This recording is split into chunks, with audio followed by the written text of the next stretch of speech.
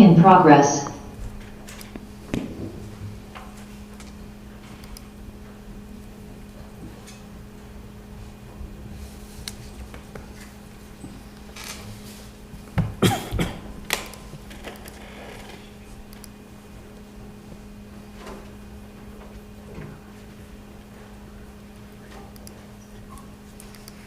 Okay. So good evening, everybody. It's always nice to see such a nice crowd. So I'm calling this select board meeting to order on August 11th at 6:30 p.m. And before we get started, we have a big agenda tonight, lots of good stuff to go over. I wanted to wish Mr. Valentine happy birthday. He's spending his birthday with us tonight, so thank you, Brian. Okay, so we're going to start out with kind of an unusual agenda item, but one that is really important, certainly to me. As everybody probably knows at this point, Mr. Haggerty, Jim Haggerty, has submitted his resignation as town clerk effective 9/30. Jim has been town clerk since 2015 and has done marvelous things for the office of town clerk, which I think we all know and appreciate. So I wrote a couple things down because I didn't want to forget anything, because this is very important to me to make sure that he's recognized for what he's done for this town. So Jim, come on, can you pull a chair up here? Get a little closer to us. Oh, there's a chair that I didn't see it. So this is truly bittersweet for me. I'm happy for you that you're going to be able to be with your lovely family more than you have been. I mean, you spend tons of hours in this job, and you've got a great family, and so that part's all good. So totally wish you well. But I personally am going to miss you a lot. I've known you for a long time. We served on advisory together and have conferred many, many times since then on various town matters. I respect who you are as a human being more than anything else, but your wisdom and sage advice have been so important to me. To say that you will be a hard act to follow is simply an understatement. You inspire confidence in everything you do and would probably win most popular town official if there ever were such a contest, probably by a long shot. You've made such strides in improving the services of the town clerk. This town is so lucky that you decided to run for town clerk. Your work ethic is nonpareil. I know how much thought you give to making sure that town meetings and elections are run smoothly. I know how much time you spent thinking about clicker technology until you got it right. And I love your stories, but most of all, I just like you and will treasure our time together and truly, truly wish you well. So I want the select board to also have a chance to say anything. Everybody knows you, they've worked with you, so I'm sure everybody has their own thoughts. So AD, you can go next. Yeah, I'm happy to. I will also miss you, and I think you've done an outstanding job. Just a couple things I want to appreciate you for. One is I think you've done a good job of encouraging and mentoring. You know, I don't know if I'm still a younger board member, but the newer residents and people getting involved. Certainly, I know you were very encouraging of me, and I appreciate that. I would say under your tenure, you know, the town clerk's office went from like the 19th century to the 21st century, and you know, very rapidly. You know, Kathy's right. You would be, if there was a contest, win the most well liked. But I would say also. Very respected and trusted as an honest broker, and you know you're take very seriously all the election procedures and everything like that. And I know certainly from behind the scenes, knowing how hard you work, and hopefully everyone appreciates that. Every single election, you know, where you have to be there 6:30 in the morning to open, and it ends and goes until 8 o'clock. And I know how much prep time you put into all that. Anytime I had, you know, sometimes I call you with questions on the weekend and you're there. Sometimes you're here in the office at Townhouse on the weekend. And, you know, you're someone that's devoted your career to public service and the FBI and town clerk's office. And I know that you have family members and kids who are also in the Navy, right, and have served your country. And, all people should also know that, Jim has become a leader among other town clerks and training other town clerks, and went to other town meetings to find out ways that they can do things better. Brings a lot of common sense, great sense of humor, a lot of great stories you've told me. There's one, I don't remember the details of it, but it has to do with when you're working for the FBI and someone's pulling a prank on someone and someone brought like a horse or like a large animal into an office building in Midtown Manhattan. So I don't remember the details of it, but hopefully you can refresh my memory about that story and tell that one again. That was my favorite. There was some alcohol involved. Christmas party, off the books, no record. Yeah, so also very nice to kids, anytime I was here with my kids and then you would be there, where you like the stickers, and I think other people's kids as well. So just a friendly, knowledgeable presence in Town Hall that represented the town outstanding way. And you also were on the advisory committee for a long time before that. And but I'm sure we'll stay in touch. And you deserve some time off. Here you go. Thanks. So Jim, your lovely wife and your lovely granddaughter are here too, just so you know, behind you, so. Make sure he doesn't change his mind. Sam, you want to go next? Sure. Echoing some of the previous comments, I think it's interesting if you take a look at the town clerk position over the years. I think it has been for a long time, in previous years, a fairly low-profile, sleepy kind of business, basically. And in the last couple of decades, it's gotten hugely more complicated, as you're well aware. I think I've heard you say there are hundreds of state laws now that affect what the town clerk does. And so we've gone from an age where it wasn't too difficult to fill that position in terms of skill sets. Now it's, what I believe is a very professional job. And you've certainly brought us, as Andrew mentioned, into the 21st century there, which is critical to do to keep us out of trouble. And I hugely appreciate that. And as others have said, do it in a way that is friendly and supportive of people. That's a real skill. So again, I greatly appreciate your dedication to the town. And I and the town itself will miss you a lot. So Godspeed in retirement. Thank you. AP? Yeah, I mean, echo what everybody said, but Jim, phenomenal work. I can't thank you enough for what you've done for this town and for me. I mean, when I was a young novice volunteer, you spent a lot of time with me to explain things and take me under your wing, so to say, and I really appreciate all of that. And the stickers for Dottie too. She loves coming into the townhouse and seeing Jim and can't say enough of everything and well earned time off and you will be sorely missed. Tim? I mean, my colleagues have said it well. You have some giant shoes that are left here, so we thank you for your time, and I look forward to you getting some time off, so well deserved. Thank you. So I think there's probably a couple people in the audience that might want to say something because of their relationship with you. I think I'm looking at one of them right now. Lisa? Hi, good evening. Lisa Braccio, 13 Oregon Road. Jim, first I would like to say you are an absolute gentleman, and it has been a pleasure to work with you and have you serve the town of Southborough in so many different ways, not just the ways this board talked about tonight, but your dedication to the town goes way back to the lacrosse days, to 9/11 Field, the long-term lease that we were able to do. Jim spearheaded that. He spearheaded that through the state, through the legislature, getting this done. So we finally have a turf field in Southborough, and that's because of you, Jim, that our youth are able to continue and be able to have the best playing surfaces that they can.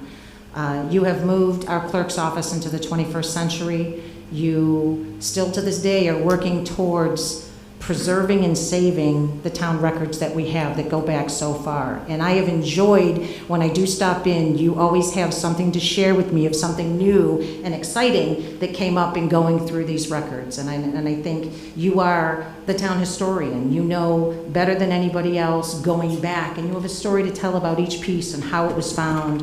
So I appreciate that. I had the honor and pleasure of working elections for you for many years. And, you know, to see the town and the clerk's office run so well, you should be very proud. Your family should be very proud of you. You have shown us all and shared with your greatness of what you have for this town. The FBI was lucky, but I think Southborough was actually luckier. And one of the main things as well is you were always very welcoming to everyone. If anybody came to the clerk's office, newcomers to town, and they needed something, they left knowing that this is what Southborough is about. This is why people come to Southborough. We're a community. We're all neighbors and we're all friends. And your office has shown that not only through a professional way, but through kindness. And you yourself have shown so many people in this town kindness and helped so many people in this town behind the scenes. My son included, when he first ran, you were a mentor to him. And even before that, you have put in a good word for him when he wanted to do a STEM program. So again, from the bottom of my heart, I thank you for all that you've done, all that you've shared with this town. You deserve a break. You and Sally deserve a break, I should say. You know, I don't know how it's going to be with you being home. You know, that may be a little hairy. But again, enjoy your family, enjoy your town, and thank you for everything that you've done. Well said, Lisa. Well said. Mr. Semino.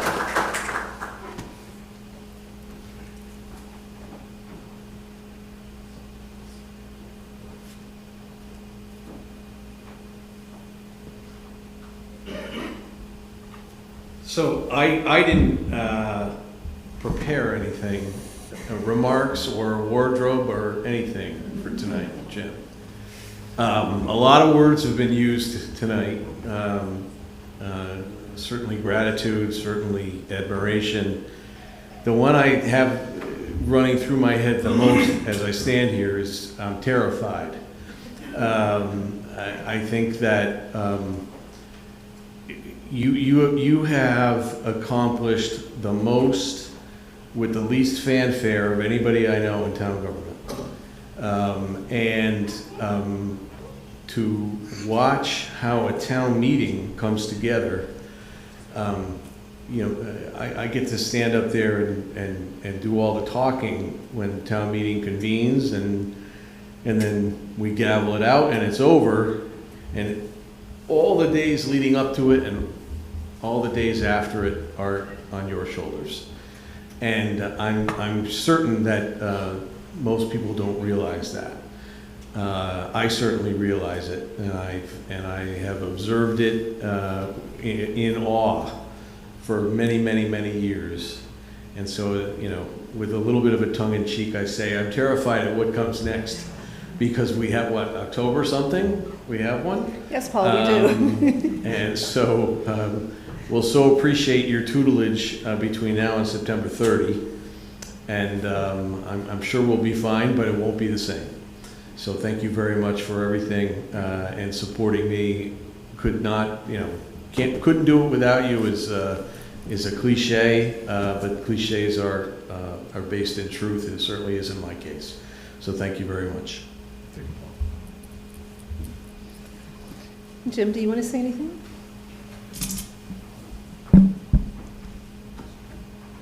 About stories. My old partner used to say that I could talk a cat off a fish wagon, and he didn't mean that as a compliment. Okay, so we'll leave it at that. I would tell 3 points, telling points for whoever replaces me. Things that happened to me in my career downstairs. In my first week, somebody tried to submit an agenda for a meeting on a Friday to be held on Tuesday at noon, and they brought it in about 10 after 12 or something like that. Open meeting law says it has to be in at noon. They said, yeah, but it's an important meeting, blah, blah, blah. I said, so change it at 12:15, 12:30. And somebody that used to work in our office went out and cut the date timestamp off another document, taped it on that, and gave it to me and said, I think this will work. Now, I got to tell you, my first thought is they having fun with the new guy, all right?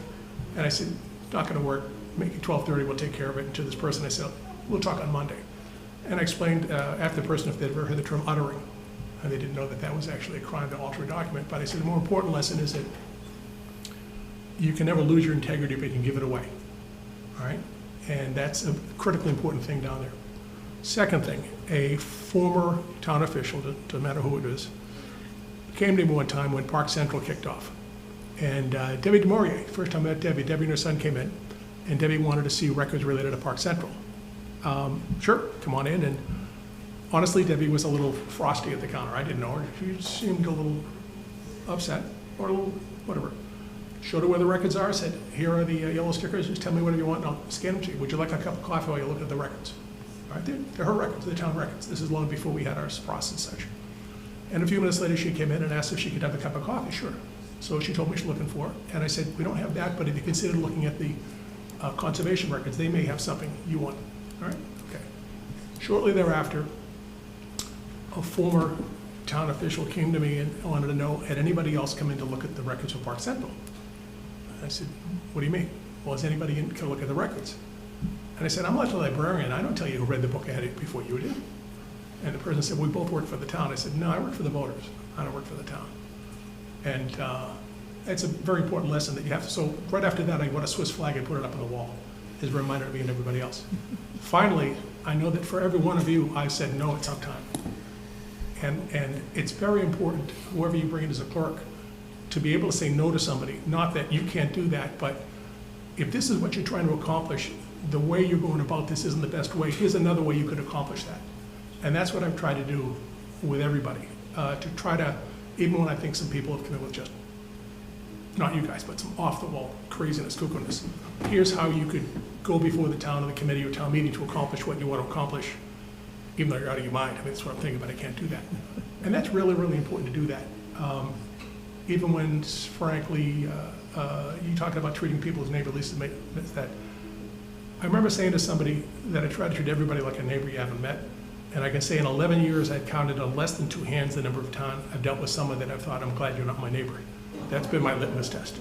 There was a guy that said he wanted to see my backside, but he didn't call it that. And when I told him about that, I told him I was about 65 years old, and some people tried to kiss it, some people tried to kick it, but he's the first one that has to look at it. So, and he didn't know what to say, and he walked out of the building, which is a good thing. But it's been a pleasure, it's been a lot of fun. I'm glad we're able to do some good things for the people, and when I talk to people that are skeptical or don't want to get involved in town meeting, whatever the issue is, I just try to share how much they can do to help other people and advance the collective good of the town. If you've seen all the kids on our clicker response team and all the kids that we have helping at the elections and all the rest of it, I hope that those kids will be advocates, or the kids that we've gone to the middle school, we had a vote, literally brought the ballots and had the kids vote, that they can understand that. When we did that the last time, I gave them a homework assignment. They saw how easy it was to fill out a ballot, put it through a machine. I thought that was great. I said, all right, I want you to go home and ask your parents why only 13% of them voted. Just to have the conversation, not to shaming, but just to have the conversation. So I'm not moving to Tahiti, but if Sally wanted to go to Tahiti, sign me up, I'll make it going. I'm not going down the road, and whoever you select as clerk, I'll be happy to help them move it on. So thank you, it's been a pleasure, and I wish you all the very best. Thank you, Jim. Thank you.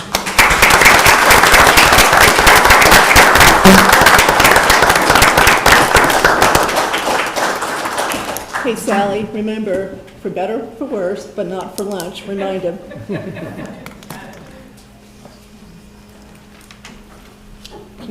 Okay, thank everybody for that. So that was great. The next thing we also always look forward to, Chief Newell. Good evening, everyone. Thank you for having us here tonight. We're here to request the board's appointment of Mr. Ross Suter to the position of full-time probationary police officer with the Southborough Police Department. Mr. Suter has passed his background investigation, his psych and physical examinations. He is also post-certified. He holds a bachelor's degree in criminal justice and political science with Westfield State University, where he made Dean's List 7 semesters out of the 8 semesters. He is currently a resident of Millbury, Massachusetts, and he recently worked for the Rutland Police Department and has experience working as a Capitol Police officer and a federal law enforcement officer in Washington, D.C. Mr. Suter will fill the vacancy that was left with the exit of Detective Owen O'Brien, who transferred to Marlborough Police Department. And with his expected appointment tonight, that'll bring us back to being fully staffed. And that's it. Does anybody have any questions at all for Ross? Sam, we'll start with you. No questions, good resume, and delighted to have you on board. And it sounds like you're ready to get up to speed quickly, so welcome aboard. Thank you. Tim? No questions. Welcome to Southborough. AD? Yeah, I was also, we looked at a lot of good experience, so happy to have you on board. AP? Yeah, echo everybody, and you're joining a great department and a great chief, so hope a nice new building, nice new cars, so welcome. That's true. Well, there is one question that what Chief said begs me to answer. What happened to that 8th semester? It's my first semester, Okay, all right, so we'll give you the one. All right, so no, welcome. It's a great department. You've got a great chief. You've got 2 great lieutenants. You've got great colleagues, so I think you will be very happy here. Okay, they work hard too, though. Okay, anything else, Chief? No, that's it. Just a vote. All right, AP, you want to make the motion? I move that we approve the position for Officer Ross Suter. Second? Sam, you seconded? Okay, all in favor? Unanimous vote. So, Thank you. Thank you very much. Welcome.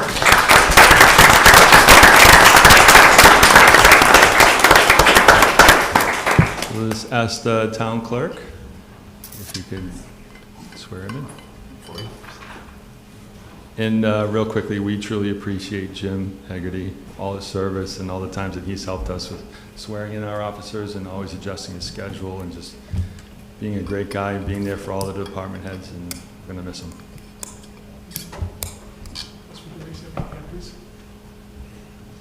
Do you, Ross Suter, solemnly swear and affirm that you will faithfully and impartially discharge the duties incumbent upon you as a probationary police officer for the town of Southborough, according to the best of your ability and understanding, agreeably to the rules and regulations of the police department, the Constitution and the laws of the United States, and the Commonwealth of Massachusetts, and under rules and regulations or bylaws of the municipal order made under the authority thereof the Board of Selectmen, so help you God. Congratulations, officer.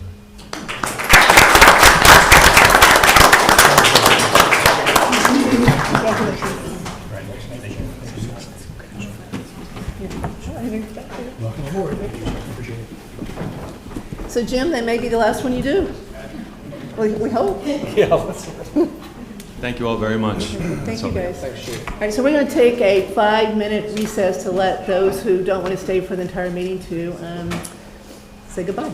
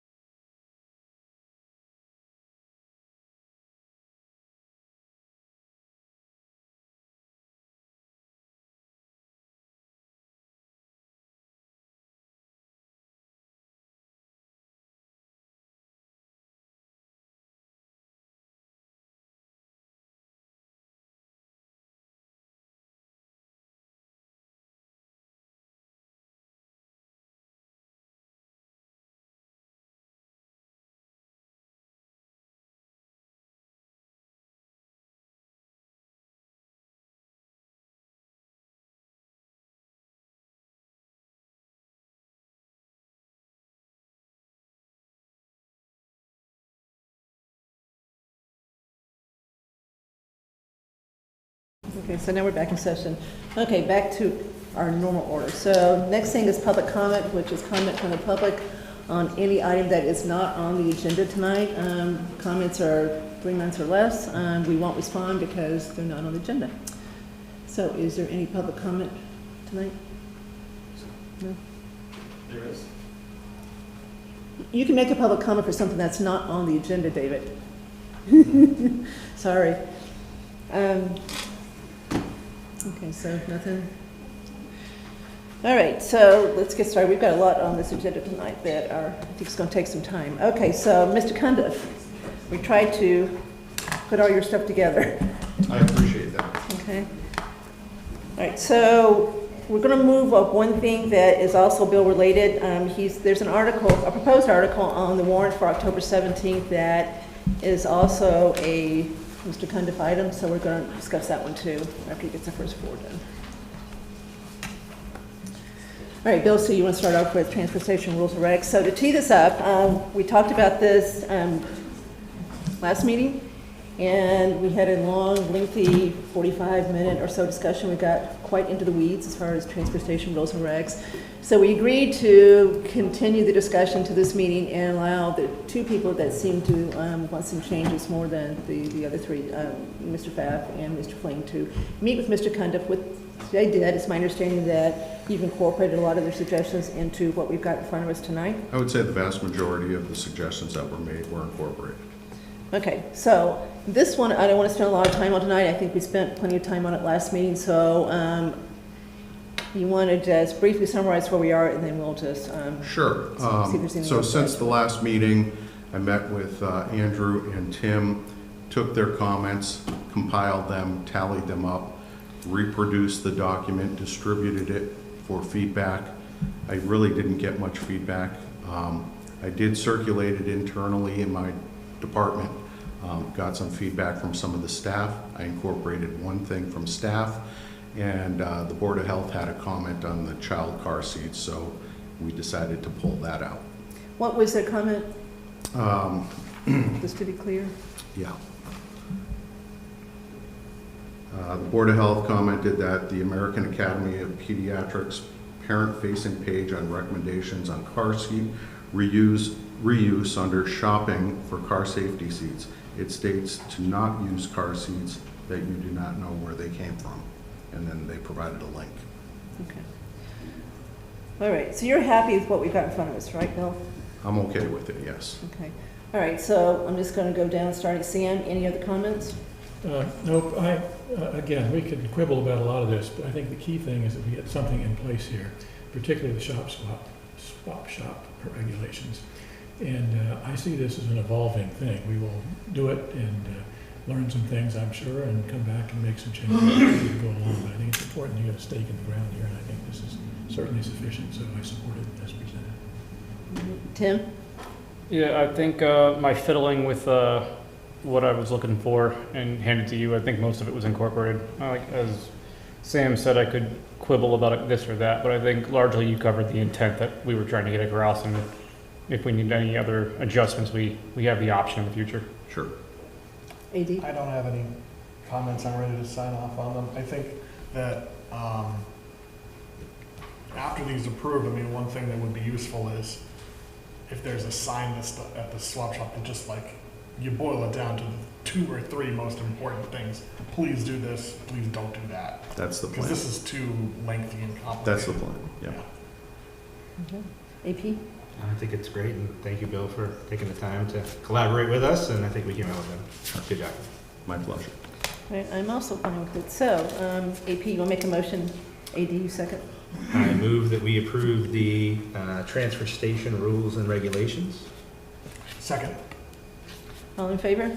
All right, there you go, Bill, 5-0. Thank you. All right, MWRA loan approval. So you may recall that at the last annual town meeting, we had an article on there pertaining to the Presidential and Fisher Road waterline looping. We've been working with Par Corporation on the design of a looping of the water line. Generally speaking, from a design perspective, it doesn't make sense to have 2 dead ends next to each other for a number of reasons, pressure reasons, bacteria buildup reasons. This would improve circulation by connecting these 2 water lines that are several hundred feet from one another. The trick is it does go under the CSX railroad. So we're at a point where we're ready to start permitting with the railroad So back to the article, town meeting authorized us to submit an application for $1 million to fund the construction of this looping project. So we have our application in. The MWRA asked that the select board vote to basically substantiate the application. So that's why we're here tonight. That's great. If I remember how to do the math real quick as far as an annuity, personally, I think that this interest-free loan probably saves us over $400,000 in total. So it's a lot of money. So this is not a trivial thing to be able to get an interest-free loan, No. right? Okay, I gotta read. We gotta do 4 different votes here. Okay, so I'm just gonna read as fast as I can. We'll vote one at a time. So I'll do the motion, you do the seconding, okay? We'll All right, vote as but I fast as think we that's can. the easements you're talking about, Kathy.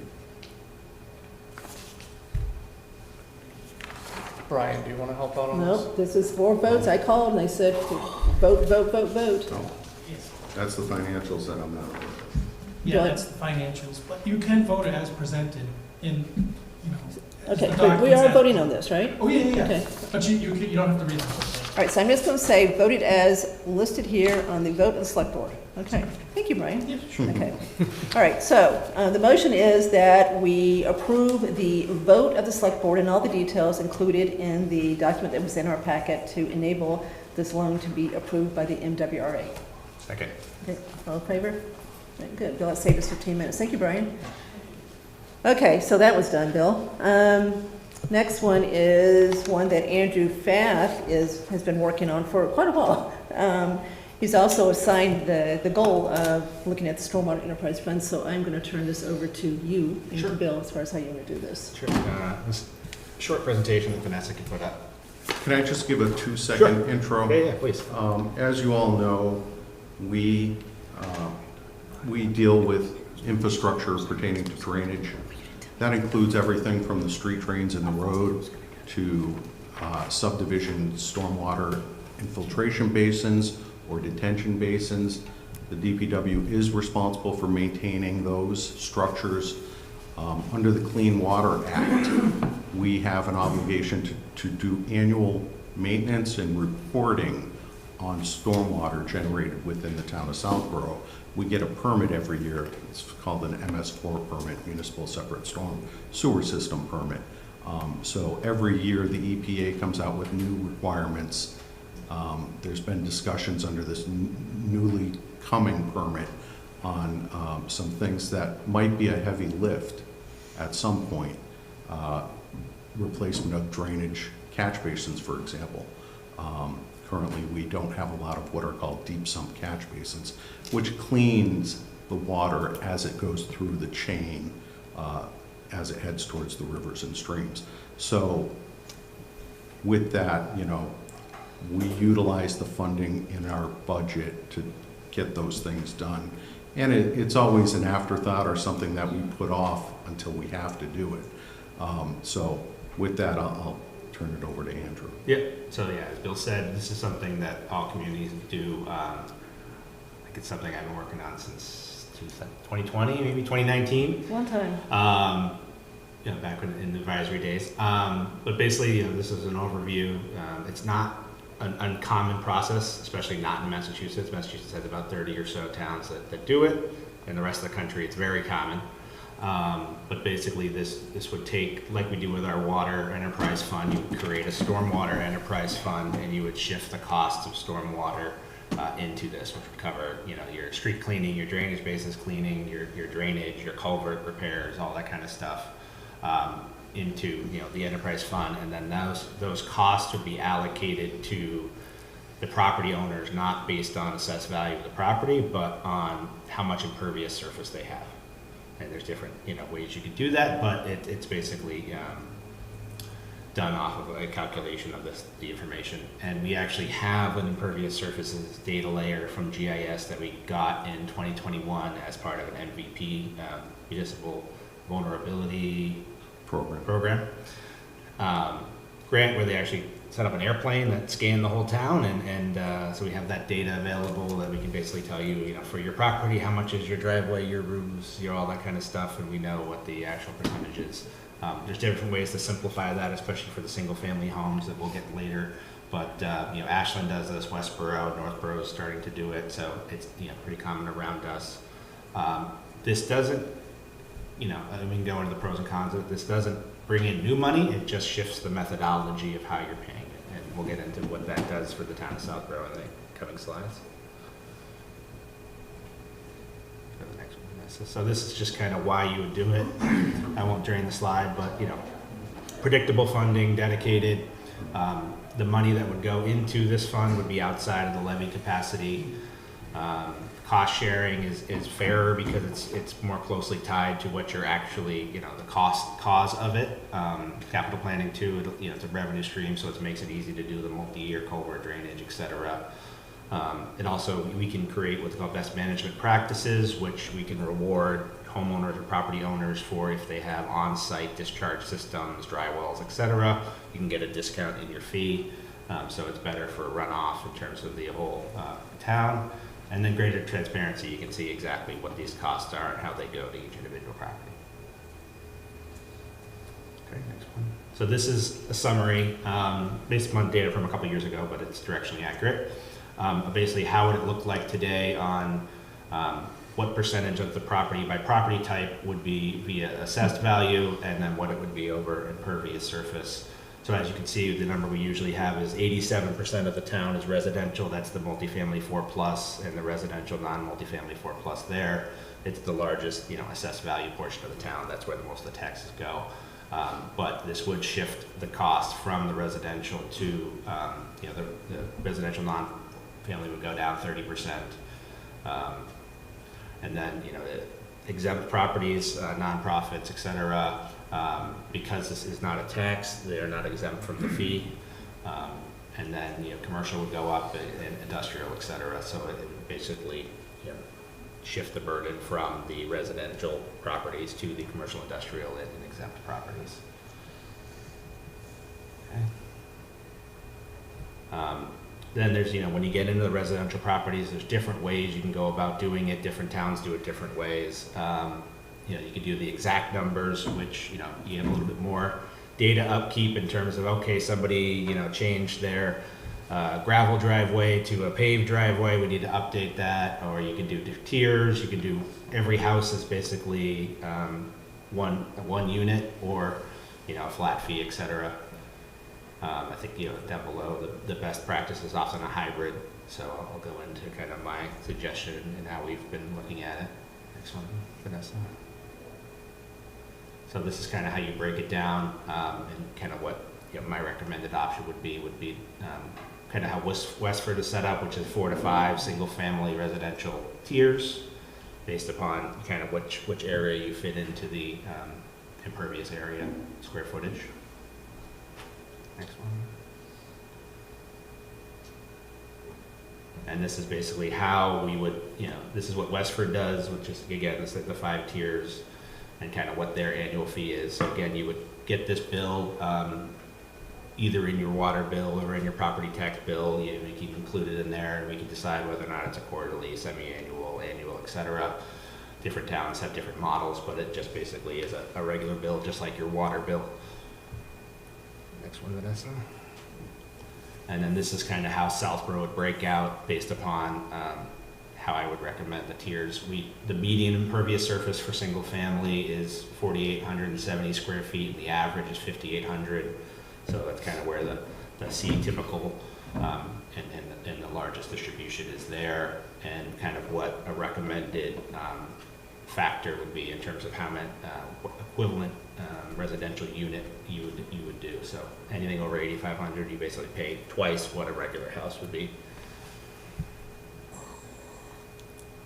And then this is kind of how you would break out recommended the other areas. So single family residential, you kind of handle it. It's more simplified because that's the number of properties. It kind of helps you in terms of, you're not really disputing this little changes you might have on the property or whatever, unless it's going to get you into a different tier, but it's not going to make a huge impact. So it saves us on the admin.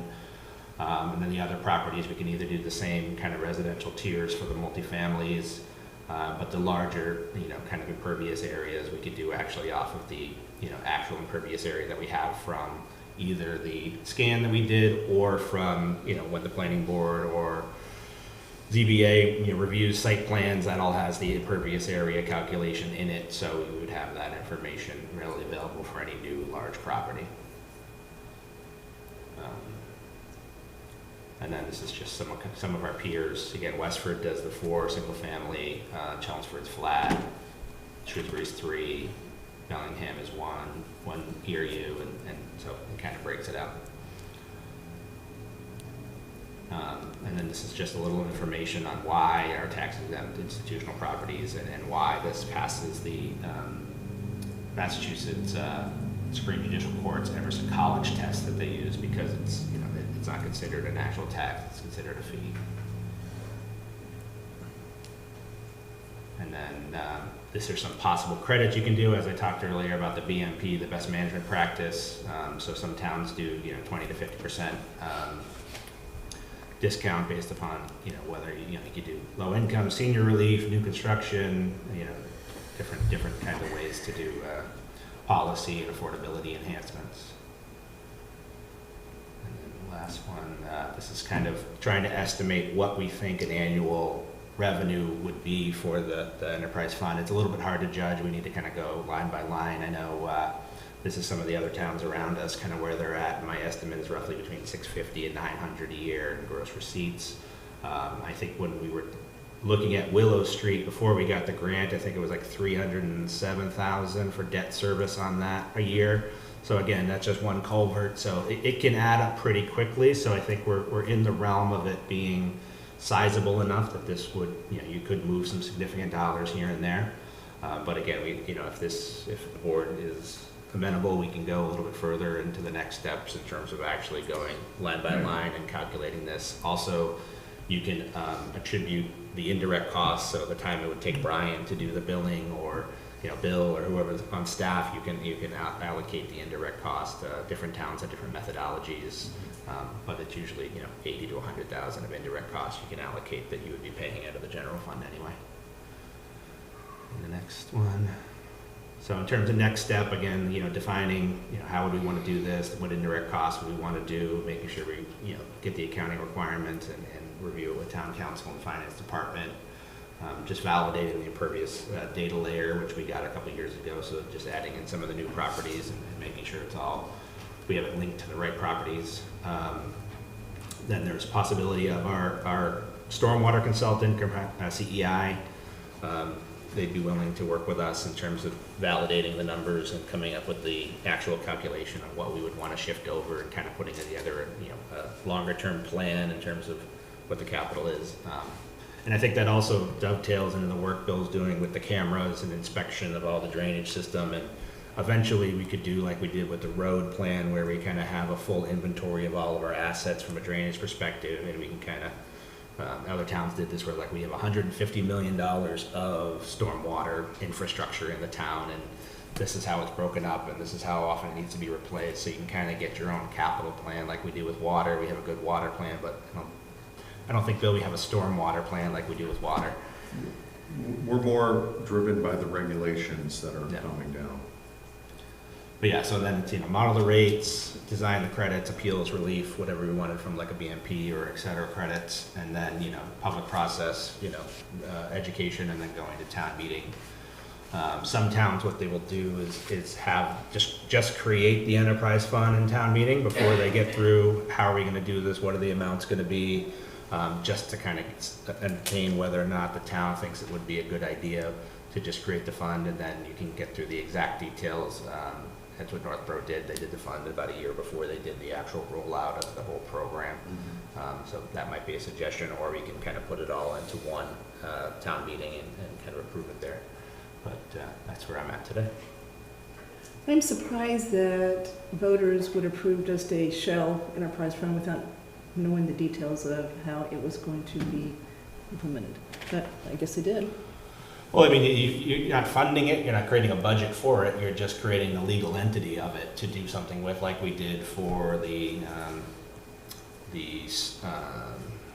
special education, stabilization fund. We created it, we haven't funded it, so we can, town meeting would obviously get to vote on what the budget would be for the stormwater enterprise fund, just like they do with the water enterprise fund.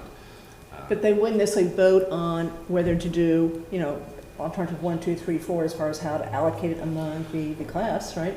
Yep. So that's what I would think the voters would be interested in. Okay, so we're not going to vote anything tonight. This is just the start of this conversation. So I think the earliest we could probably expect to bring this forward would be March 20th, as far as either doing what Northborough did, establishing the fund, and then working out the details later, or having it all ready to go.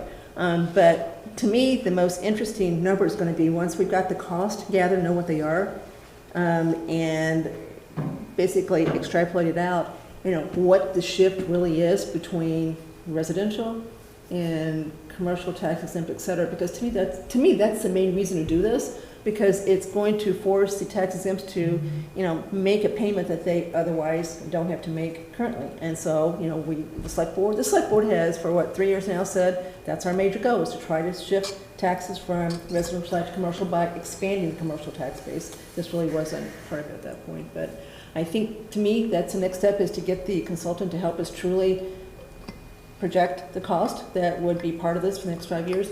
Remember one meeting, when Al Hamilton was on the select board, we had a conversation about what the hidden cost of fixing all of the stuff that we can't see underground, and it was $100 million is what got thrown out that night, as far as culverts, because they're all collapsing, they're so old, and what they're made of, et cetera. So you could end up with a pretty big cost in this at some point if we really do end up with this doomsday as far as having to truly fix a whole lot of culverts at one time. Culverts and drains, and I know a lot of the roads that were put in the 90s used corrugated pipe that at this point in time is probably rusted. It's the corrugated metal pipe that's the problem. Like John Street, we just spent $1 million redoing John Street, and those pipes failed. Yeah. And that's going to be occurring on different areas in town. So it was just the timing that was the technology at the time. So now we have better technology, longer lasting technology. Deep sump catch basins clean the water as it goes through the system. You can have oil water separator hoods in the structures. That keeps all the bad things in the catch basins. And then, of course, the state and the feds require that we clean the catch basins annually. And that's a ticket of $30,000 per year that we pay to have them cleaned, and then we have to pay for the disposal of the material. So it's just, they're putting more and more unfunded mandates is what it is. Yeah, we definitely got plenty of those. So Andrew, this is your goal, so I would say you continue to move us forward on this as far as what next steps are. Work with Bill to, I guess, gather the cost, so we can really see what we're talking about. I would just kind of ask for a straw poll that select board thinks it's worth investigating further, and we can work with Bill to see what we want to do, but I don't know, Kathy, if that's okay. It's okay. So straw poll. Sam, are you interested in continuing the discussion? It makes a lot of sense, and I think that the issue for me is also, as Bill mentioned, state and federal government are getting tighter and tighter in terms of regulations on this. So if anything, this is going to get more expensive, more difficult for us. And funding mechanism, I think, makes a lot of sense to have it related to the cause, which this does, which we've not done historically. And it also seems to me it would be helpful, Bill, as you think about this, to, at least at a high level, think about what is the backlog out there? What are we likely to be facing? How does this fit in terms of making that expenditure work over the next 10, 20 years or whatever are the numbers we're talking about, something that can pay for the cost of this over an extended period of time. Right. My bet is it'll be a stretch, but at least that's a useful view of the structure there. So it's a tool. I'm interested, as a taxpayer, I want to know that I can make a reasonable dent in this for these numbers. So I think it's a great idea. And I assure you, we're not going out looking to do these things. These are things that are being imposed on us.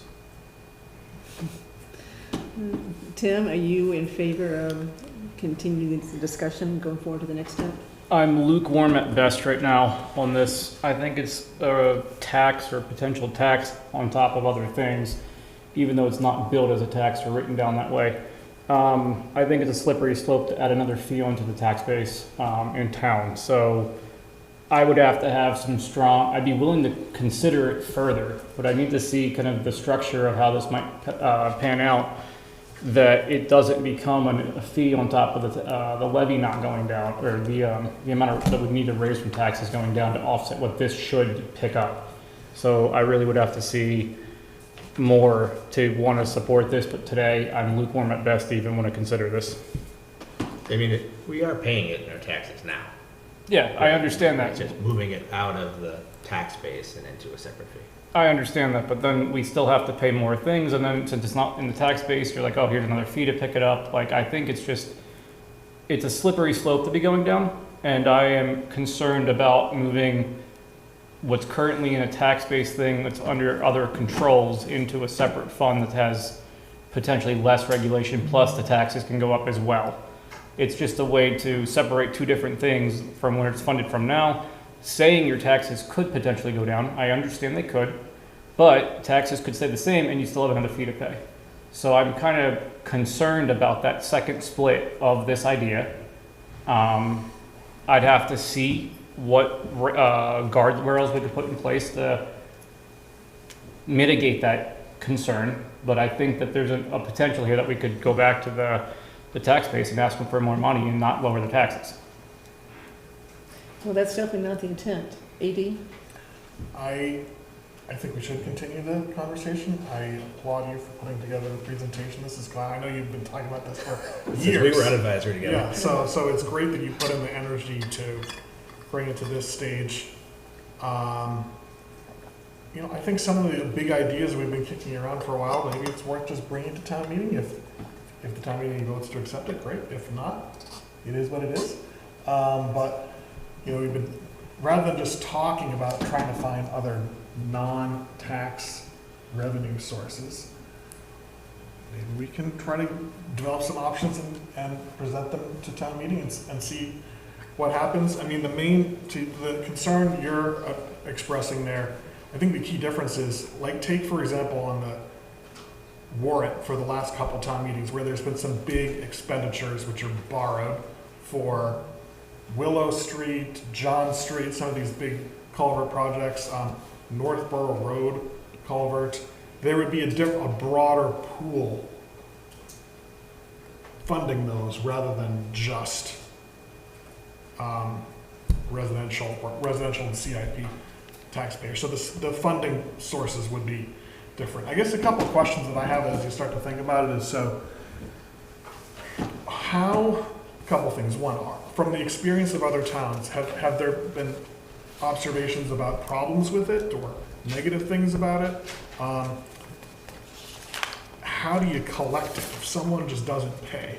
Like, you know, there's very defined ways. If someone doesn't pay their property taxes, how that gets dealt with, or water bills. But if someone just didn't pay their stormwater management fee, what would be the town's Well, the town does have something in their town called a code. Yeah. I think it's referenced as That's that chapter 87. I can't remember. Yeah, whatever the one that we talked about the other Yeah, day. we spoke with town council and he referenced a section. And we do have it in our town code that allows the town to use non-issuance of permits and for lack of payment of fees and taxes. So it's a tool. Yeah. I'm not saying that that's what's I going to mean, it's something happen. that will happen, mainly because if the bill is, if it's an annual bill, I know it's the big question would be like, what's the average annual bill? But if you're saying it's like $100, $200 a year, you could see someone just not paying it, just they forget. It's just something that comes in the mail, didn't get around to it, you know? Right. You back up the water on their property if they don't pay for it. Well, that's, I mean, if water, I actually don't know, is it, if you just never paid your water bill, will the town shut off your water? We can. Okay, Yes. so then, but here there's not a similar direct, you know, way you can enforce it. So that's one thing to think about. I think, you know, like I think about if you translate what you just had to, you know, a presentation at town meeting, you'd need to really like get into detail about the stuff that Al talked about before, just what are the kind of unfunded liabilities we have for these culverts that are under the ground. We don't, you know, they're just ticking time bombs that are gonna collapse, and then we need to fix This them. puts it more of in a planning phase as opposed to a reactionary phase. Yes. So again, town meeting will decide, but I still think I'm all going forward with it, so thank you for this. Again, shifting, whatever the number is, 29% of that, from residential over to exempts and commercials, I think would be something to look at. All right, so you got your straw vote. Okay. All right. All right, where's Marcy? I think that's, there you are, with your glasses on. So Marcy, you want to call, I assume you've got a quorum? You want to call your, so, wait a minute, Bill, we got one. Oh, sorry. Hold on, Marcy, I forgot one. Okay, sorry, Bill, let's do the easements, and then we got the 2 houses for water, sorry. All right, so as we mentioned earlier, Willow Street is ongoing. We're still finalizing some permitting issues with the state, but we were approved at the last annual town meeting to accept some permanent drainage easements and associated easements along the culverts on Willow Street. We've got, working with the 3 landowners for the easements that we need. They did sign the draft, well, the final easements, and we presented that in your packet tonight for your vote on on accepting the easements and basically signing the easements so I can record it at the registry of deeds. Simple as that, right? Yep. Okay, so town meeting's already approved us to be able to do this. We don't have to go back to town meeting for these type of easements. So anybody have any questions before I make the motion? So I move to accept the easements from Zealand Corporation, Furman Joint Venture LLC, and EIP Allied South Owner LLC. Second. All in favor? Okay. All right, so one more, Bill. You want to say So something? you should have the originals somewhere. Yep. Yeah, okay. All right, so we'll get them signed. Okay, so there's one more that I'm moving up so that Bill can go home. So on the draft warrant, there is an article to extend town water to 2 houses on Parkerville Road. If you Yes. remember when we did the study as far as the landfill, the Yes. impact of landfill water, that the state recommended that we do that. The water was fine, but just as a belt and suspenders, it was recommended. So Bill has proposed putting that on the warrant for October 17th. That's correct. It would be paid for, it is a money article in that it will cost money to do this, but the money will come out of the water fund, so it's not going to affect the tax levy for fiscal year 27. That is correct.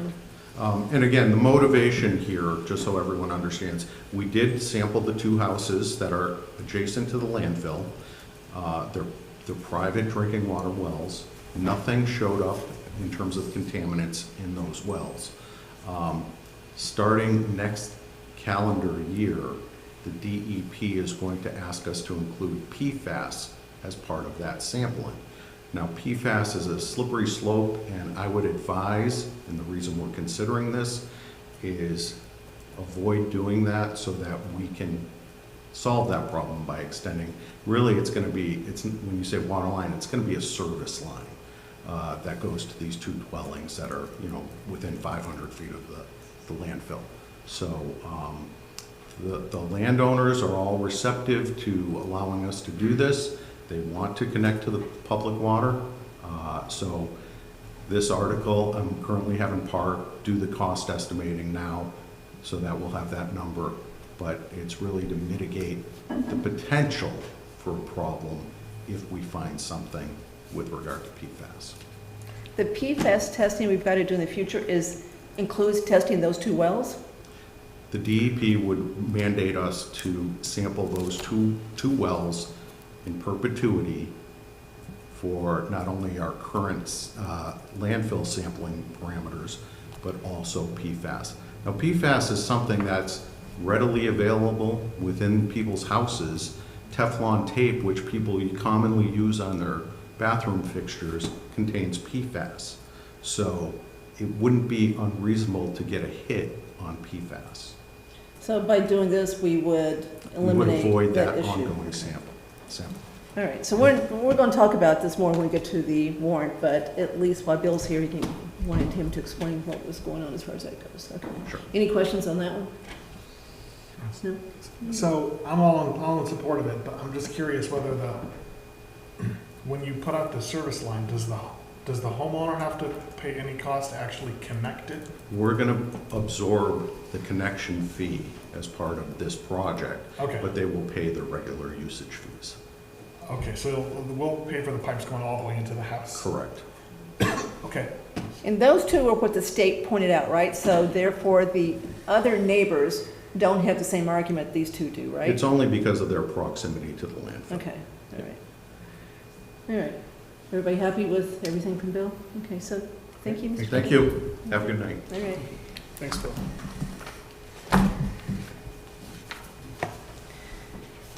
So, Marcy, do you guys want to come on closer? So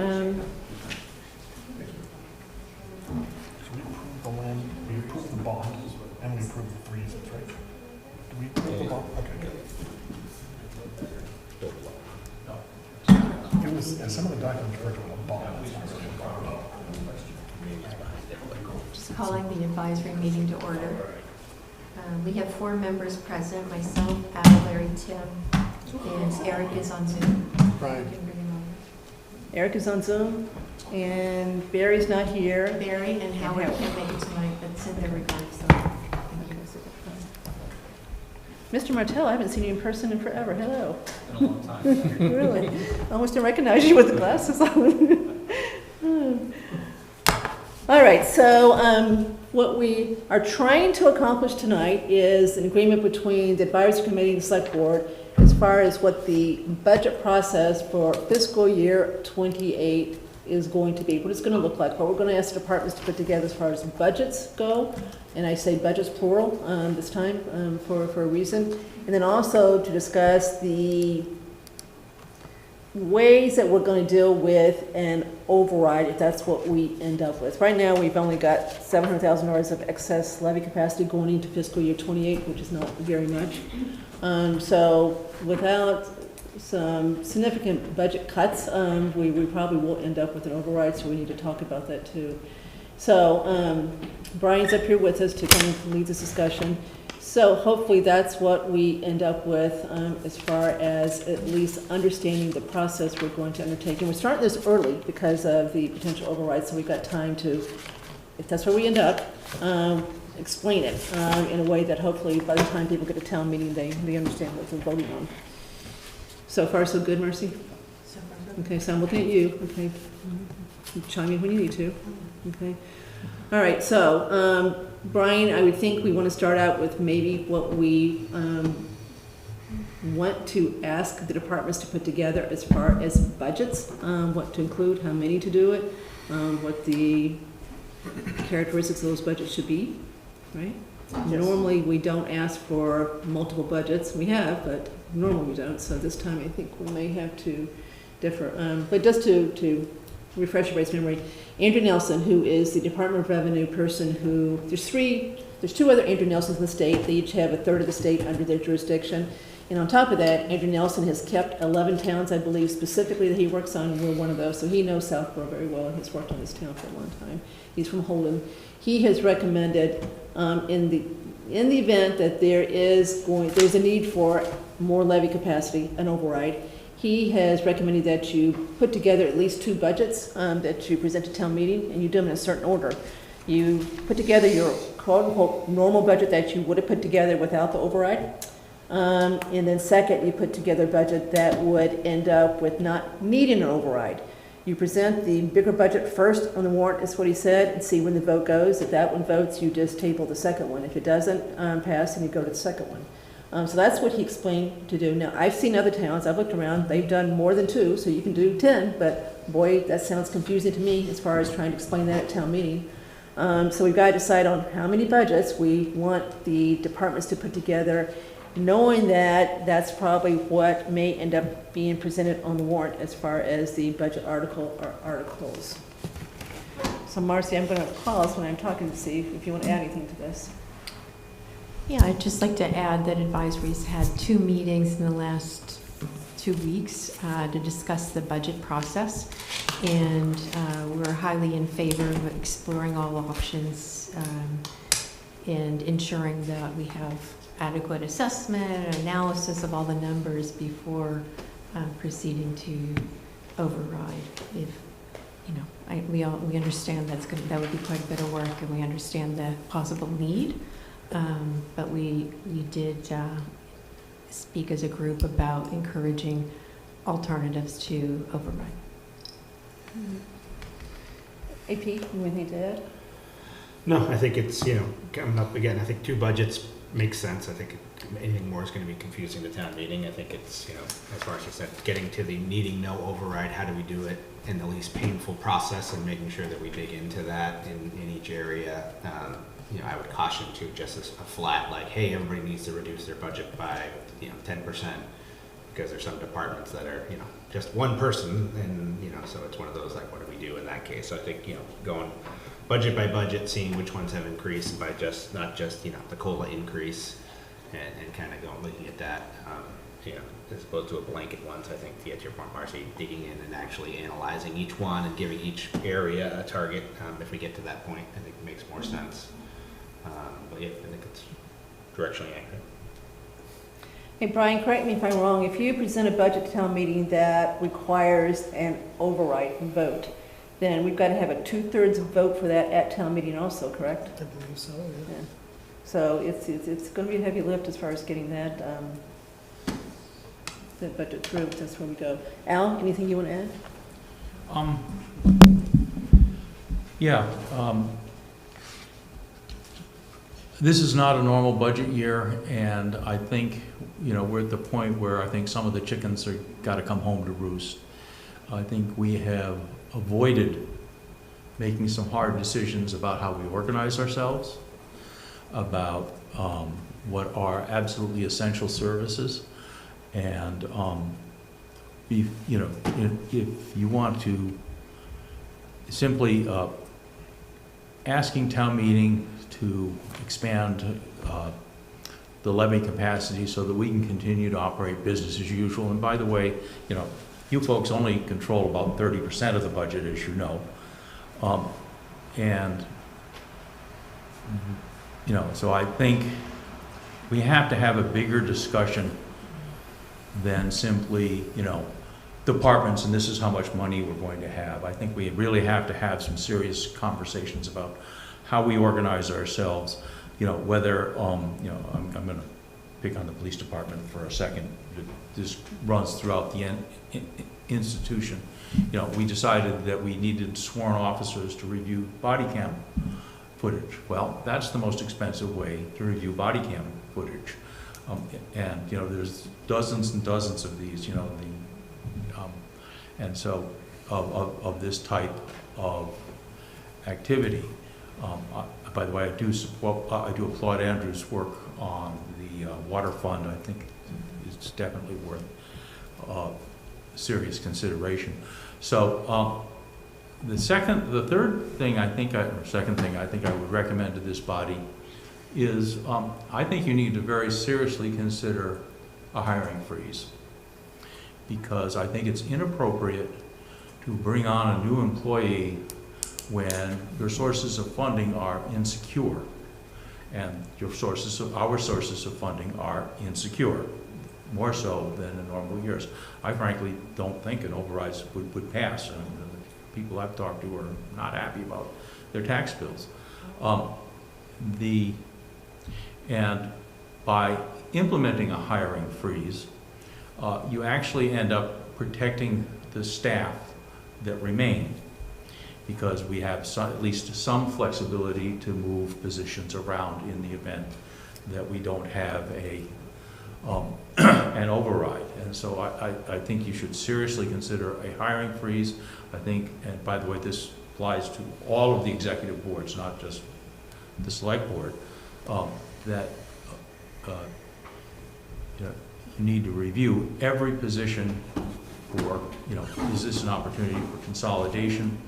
Is this, what exactly are the roles and responsibilities of this function, and are there alternatives to that? This is the sort of thing, I've been through this song and dance 5 or 6 years times in my professional career.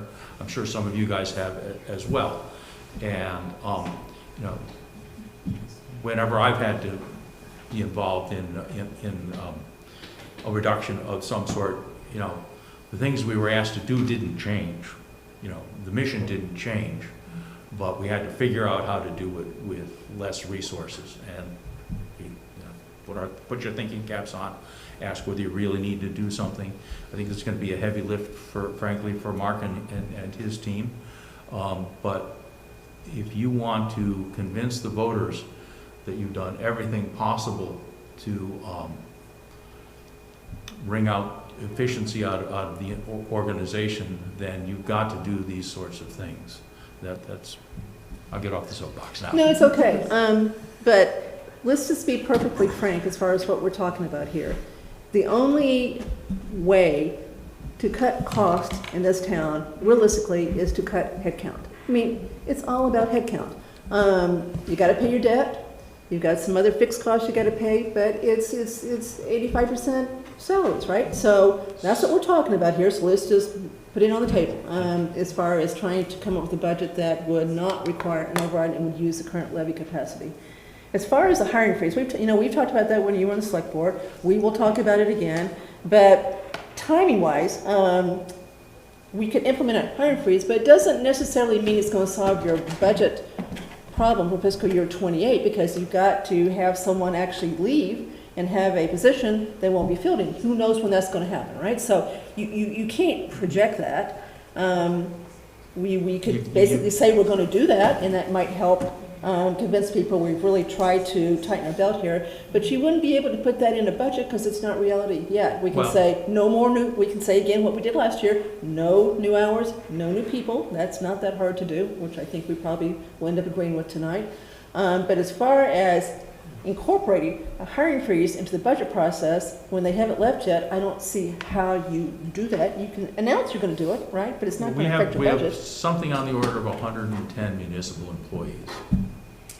And, average tenure is 30 years or so. So, we can expect some amount of turnover. It's a fact of life. You don't get to choose who decides to move on, who decides to retire, who decides to move to greener pastures. But when those events happen, you don't replace those until after there's been a serious review, because those are the opportunities. We blew it when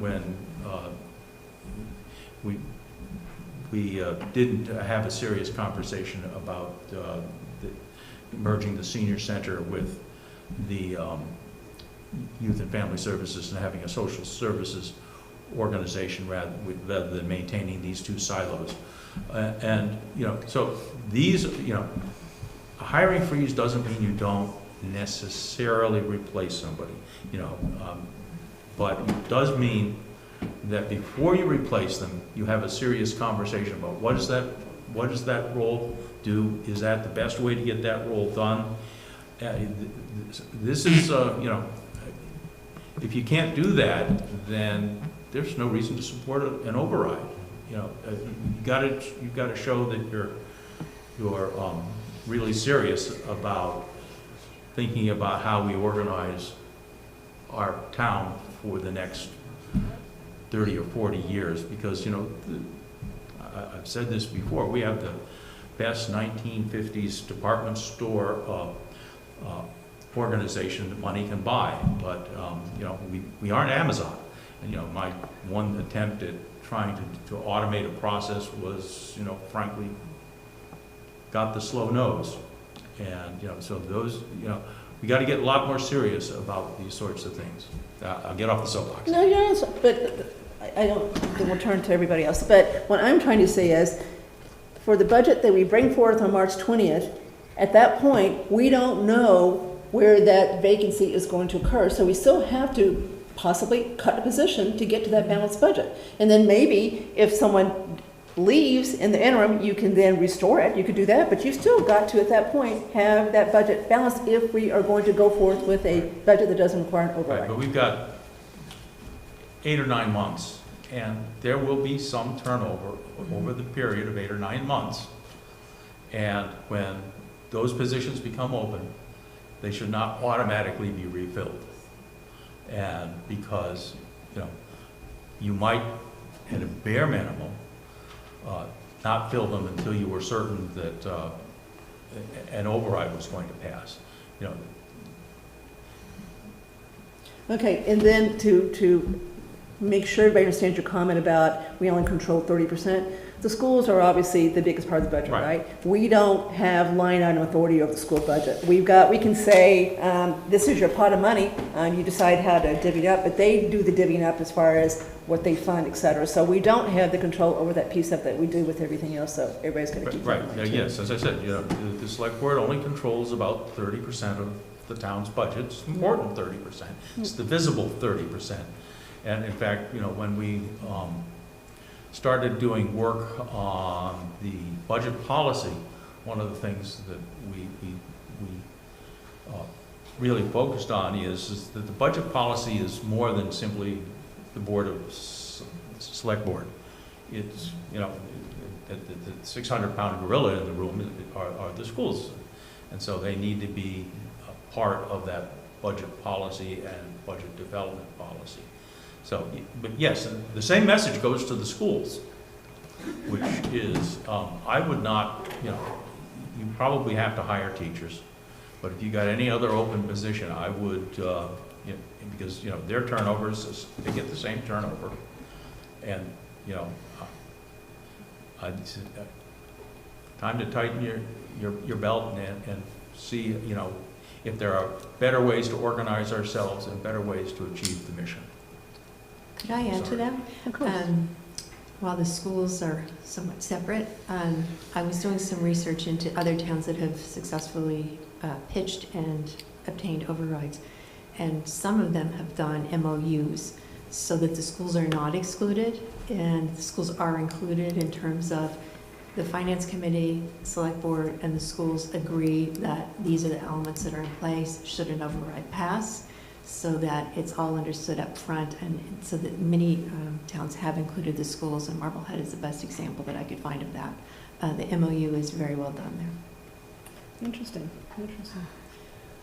Okay, so with that as our overarching discussion, Brian, and help with this. I think that what we've got to start doing is being very specific tonight about what budgets we are going to put together for fiscal year 28, so that we can get that message out to the department, so we start working on those, 2 months, 3 months before we normally do, right? Because of the issue with the lack of levy capacity for fiscal year 28. Does anybody disagree with that, as far as what we need to start out with tonight, as far as accomplishing what I think we got to leave here with? Are we saying that we will have a budget presentation on what would be needed for an override proposal, basically, and a budget that would require, Well, that's what we're trying to figure out. How many Okay. budgets are we requiring the department? We go to the departments and say, okay, this is what we want you to do. We want you to come up with a level service budget. We want to come up with no increase in your budget. So we just got to decide what that specific message is going to be that Brian is going to send out to the departments after we leave here, so they can start putting this together. So then we see what it looks like when it all comes back to us earlier than what we normally do. I think 2 is the right number. Anything else is going to be cumbersome and confusing. I think level service with, relook at everything that could be not tied down, right? This is, Indiana Jones throwing stuff out of the plane here. What weighs a lot that we can get rid of that's not going to, crash the plane. So I would say level service with take a second look, hard look on whatever you could cut that's not critical to your function, right, and to produce those services. So everybody should take a fine-tooth comb to their budgets, and they're obviously going to have different targets for different areas, because there's different areas are just salaries, and I don't think it's fair that we have collectively bargained people that are going to get an increase, but then SAP wouldn't. So I think you kind of keep that COLA kind of in there, and then the other one is again we got to go back and see how do we get down to whatever the number is, only a $700,000 increase, and how would that look if we spread it out, and where are the areas that we would want to focus on, and kind of assign a target to. And I think we'd have to come up with a target by department, and say you need to get down to this number, and I think we could be creative in how we allocate that out. But I think that's kind of the two that we do. So I agree with the level service as far as one budget, right? Brian, makes sense? Yes, absolutely. I just don't know if you cap that. If you want to say we don't want to see a budget that says 7% in front of it. We want to see a budget that's level service, but no more than 5%, 4%, I don't Well, I know, pick mean, a number. level services is COLA and contractually obligated salary increases, period. Well, think about the library budget last year. You know, it was up, what, 8 or 9%? Because they had programs that they needed to put in that they had lost or were grant funded, whatever. And they got it, right? They lowered it a little bit in the end, but they had a lot of programs that caused their budget to go up. So maybe what Brian's suggesting is that first budget is level service, but you know, whatever you got to do, it's not going to be more than 3 or 4% more than the prior year. Right? The only line, unless there's, John Parent for facilities and utilities or whatever, but I think, library's a good example. If you had this much for programming last year, do not increase that. There's no contractual obligation you have to increase that number. That's just something you arbitrarily, want to do for programming. Yeah, but a lot of these programs do have grants that expire, and they're Yeah. trying to keep that program. Didn't libraries specifically, weren't they gonna lose the ability to be part of the larger system if they didn't increase their budget? That was the risk level, so that was why that budget was what it was. You've got to maintain certain spending levels for books and Yeah. things like that in order to maintain your interlibrary loan status. But the number was over that number. Yeah, so library, maybe I'm picking library, that's just one that came to mind that definitely had things that increased besides salaries that put their budget way up. Okay, so Brian's proposal is to do the first budget to be level service, no new hours, no new people at all, right? But then second criteria is to cap that overall increase at something, 3%, 4%. Pick your number. We went for 3% last year, and it was a target. Many people didn't hit it, but at least that was our target from last year. I think we should have the same aggressive target at that level services budget. Do we know, Brian, approximately what the COLAs and step increases would be? No, they haven't decided yet. Right. Well, step increases are 2.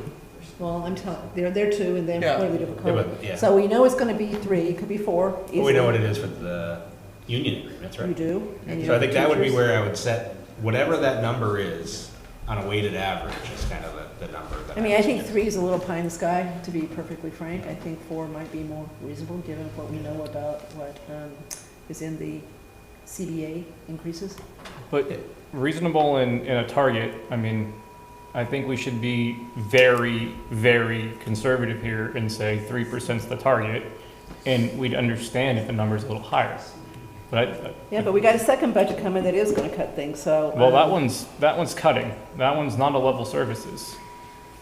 But a level service that you cap at 3 might not be level service. Because if you have a level like if you look at recreation, which is just salaries, that when you- contract, that SAP increase plus step is probably 5%. So if you cap them at 3, that means they have to cut hours of those people, or cut people. Right, so you have to legitimately give people a target that is attainable. An artificial 3, that's what I was trying to say, just look at salary increases, that is the increase you can have on your salary line. The other lines, unless it's contractually obligated increase for like licensings for J, or it's, utilities are going up because utilities go up, yes or yes, right? Other than that, it does not go up a penny. Like if you had training of $1,500 last year, I don't want to see anything more than $1,500. I don't want to see 3%. I want to see 0, or reduce it because you didn't use all that training last year and you artificially had it high. I think but I think you have to go, as I was saying, budget by budget to come up with that. Didn't we do something similar? So in the last cycle, right, we did something similar where the message was for non-salary items. There was a certain target, I don't remember, it might have been just a 0% increase. Yeah, and And this then is a half starting of the- point too. This is what we want to come by, then we start picking at it, Yeah, so right? like, I see the process as, first, the first responses to the budget requests come back, and that just kind of sets an idea of where we are, and then with the hard work of preparing I don't know which one would be budget A and which one is budget B, but the non-override budget, I don't see a practical way where because there's some really small departments where you say we need to cut X%, the only way they can do that is by People. and they can't, the hard work of staff reductions in the non-override budget has to be done, I think, by combination of the select board. Well, I agree. I don't think you expect a department to come back and say, I cut myself. So, no, thank you very much. But I still think if we do 4, right, as the cap, right? It doesn't mean they've got to do 4, but no more than 4. That would be a pretty good starting point for what we call the normal level service budget. Well, so I think the message, rather than trying to put a percentage on it, is, yes, your level service budget includes, your contractual obligations, assuming that you need each and every contracted person's services, and by the way, you better be able to defend each and every person on there. And no new programs. If you've got a program that is expired, it's expired. It's not replaced with another program. It's expired. And so you can say things like that, and because I think trying to put a number on it, I think you got to really sort of drive home the message that, this is serious as a heart attack. And you can proceed on that. Now, there is something you can do about the small departments. Because, We're going to talk, I agree, so well, the big ones and the small ones aren't the same. We're going to talk about what to do with that with the next one, because you can't say to Melissa Danza, cut 5%. She's it. Well, so Sam and I met with town council 6-8 months ago, and there are towns that do not have their town meetings approve budgets at the granularity that we do. They consolidate at a much higher level. Now that puts the monkey on your back to then manage those, but then again, that's why we elected you, and lucky you. But we could consolidate for the purposes of funding a number of smaller budgets into a single set of line items. And that would, again, that provides, more flexibility. And I think, in times when money is tight, flexibility is actually quite important. Did I remember that correctly, Sam? Right. You did. Yes. You did. But to get to that combination, you still have to build it from the bottom up. You still got to get the departments to give you a budget to start with before you decide how you want to massage the numbers as far as how you present town meeting. So I agree. Yes. It's not like we put every line. We have 2 lines on each budget. Salaries and everything else. Okay, so I'm trying to stay on the path of the. Larry had a question first. Yeah, I was just something that you said that made me think about it a little bit. It's something that is just a little bit more, something that's just a little bit more draconian, is that level service is actually defined not based entirely on what you were budgeted last year, but potentially on what you spent if it was less. So if you budgeted $1,500 and you spent $1,250 is your level service, not $1,500, and that will probably make people think much harder also. And the problem with that is we don't have that number yet, so you'd have to go back to fiscal year 25 as far as the year that fiscal year 26. So you can go back, year before then, know what they spent. Mm-hmm. But the year we're in right now, we're only, barely started it. So you don't have that number yet as far as what they really spent. Totally agree with you. Andrew Pfaff and I, we've had that conversation. That's what you normally would do, is look at what you spent, not what you budgeted as far as where you start from, right? But we don't have that number yet. We don't know what they're going to spend. And most of our departments do spend their budget. Every once in a while, there's a few turnbacks. Schools never turn back a penny with their big budget. They find a way to spend everything. So I hear you, but we will not have the fiscal year 27 actual while we're doing this. So do you want to go back? Fiscal 26 would be a little bit stale, I would think. And there again, you're going to have things like the police. Chief Newell's not here. He'll probably have a fit if he has to abide by that, because he had a bunch of vacancies that year. So he turned back a bunch of money that year.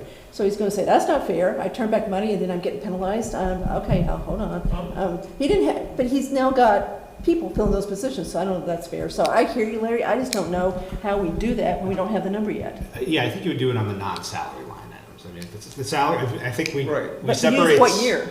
Fiscal year 25? Salaries are, what do we have physically today? We know what each person's salary is, we know what their step is gonna cost, we know what we can come up with a COLA for the already decided on COLAs. And that's its own budget. We should be budgeting salaries almost centrally. Like, Yeah, I think Brian should do salaries for everyone. I was focused on the non-salary Correct. lines for that more than the salary lines. And we do review the current expenses, and there's some expenses that are front-ended, and you pay the whole thing at the beginning of the year, and you might still have budget in there. And I think we should ask the departments to go line by line in the non-salary lines and say, you know, are you going to use all of this budget? Yes or no? And if yes, you're not currently on track to do it, right? We're 3/4 of the way through the year, and you've used 10% of it. Tell me how you're actually going to use it. In my professional background, what we would have done is we would have reduced his budget down to the 10%, and if he wanted to spend any more money, we would have him come to us. You basically, if you haven't spent it by the middle of the year, you would lose it. Okay, but we're only a month into the new year. But by the time we have town meeting. Yeah, but by that time, our work's already done, so. Well, the work doesn't, you know,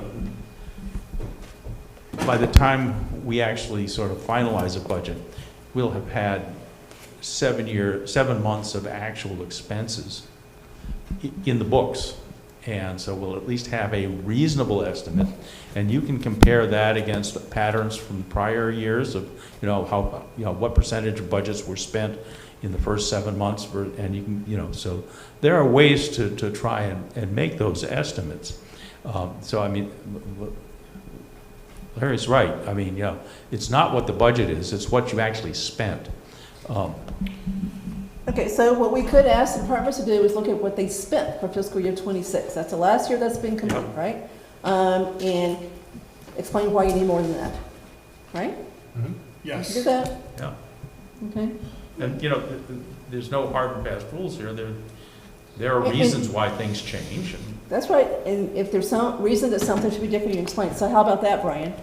AD? Well, I was just gonna say, I remember from the last budget cycle, for example, like I believe the police budget there was a 0% real term in dollar for dollar increase in the non-salary items, right? That was the request we made, and that was the request, so it is. It could be true, because the salaries is what was the driver there, so it could be true. But how about that, Brian? That's the mandate for budget A, we'll call this budget A. That, you gotta do what you gotta do to your salaries, as far as we'll give the COLA to use, for now, I think it's probably gonna be 4. So 4% for that, but then for everything else, go back, give them the number for fiscal year 26. Carla's probably pretty close to having his books all closed, right? And this is your number unless you make a really good case that it should be something higher. Is that okay? Yeah. Tim?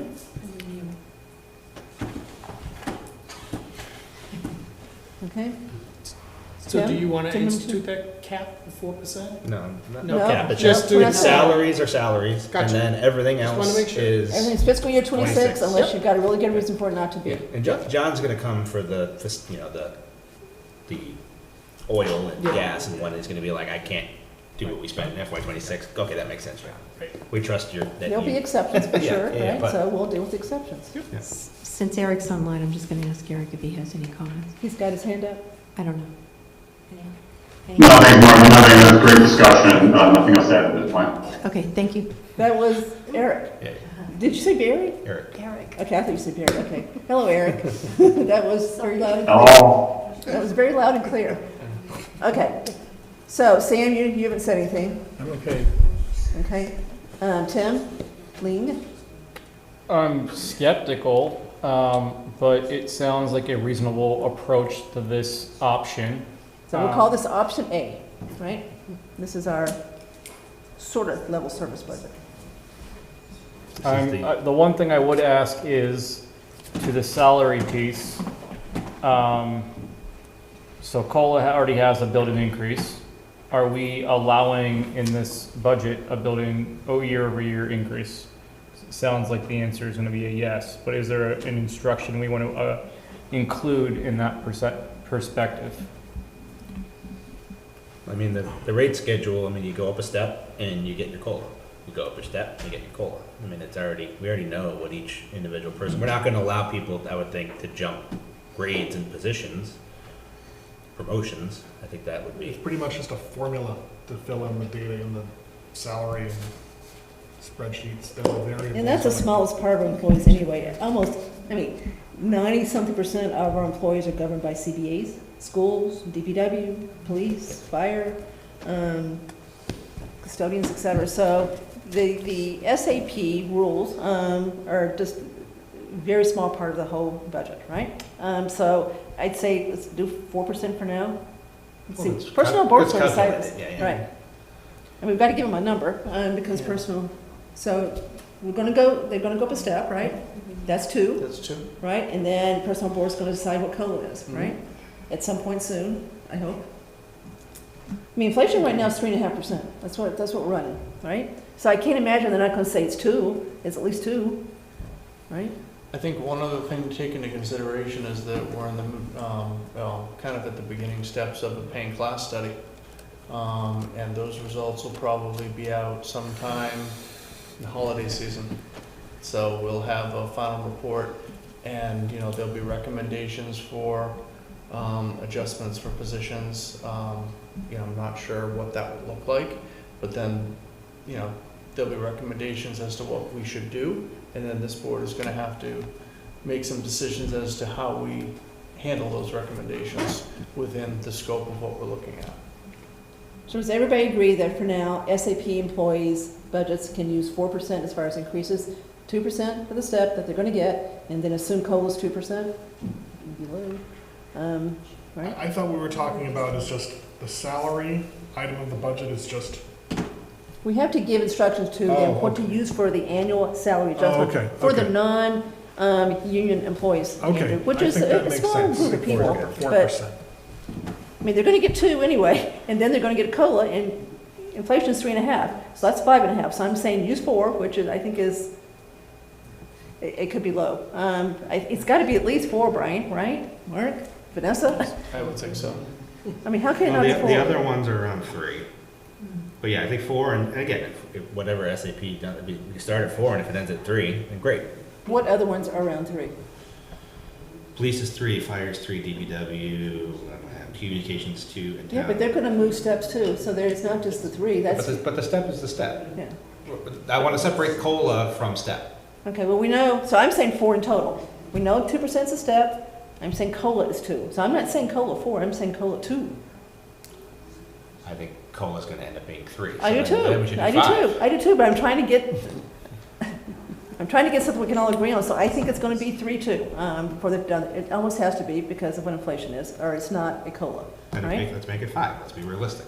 If if the personnel board is going to vote 3% COLA, 2% step, which is in line with every other collectively bargained union. They're not gonna vote 2% step, that's built into, that's done. Correct. Okay, so they're gonna vote COLA. That's So what they this vote. would be the lowest COLA of any collectively bargained area.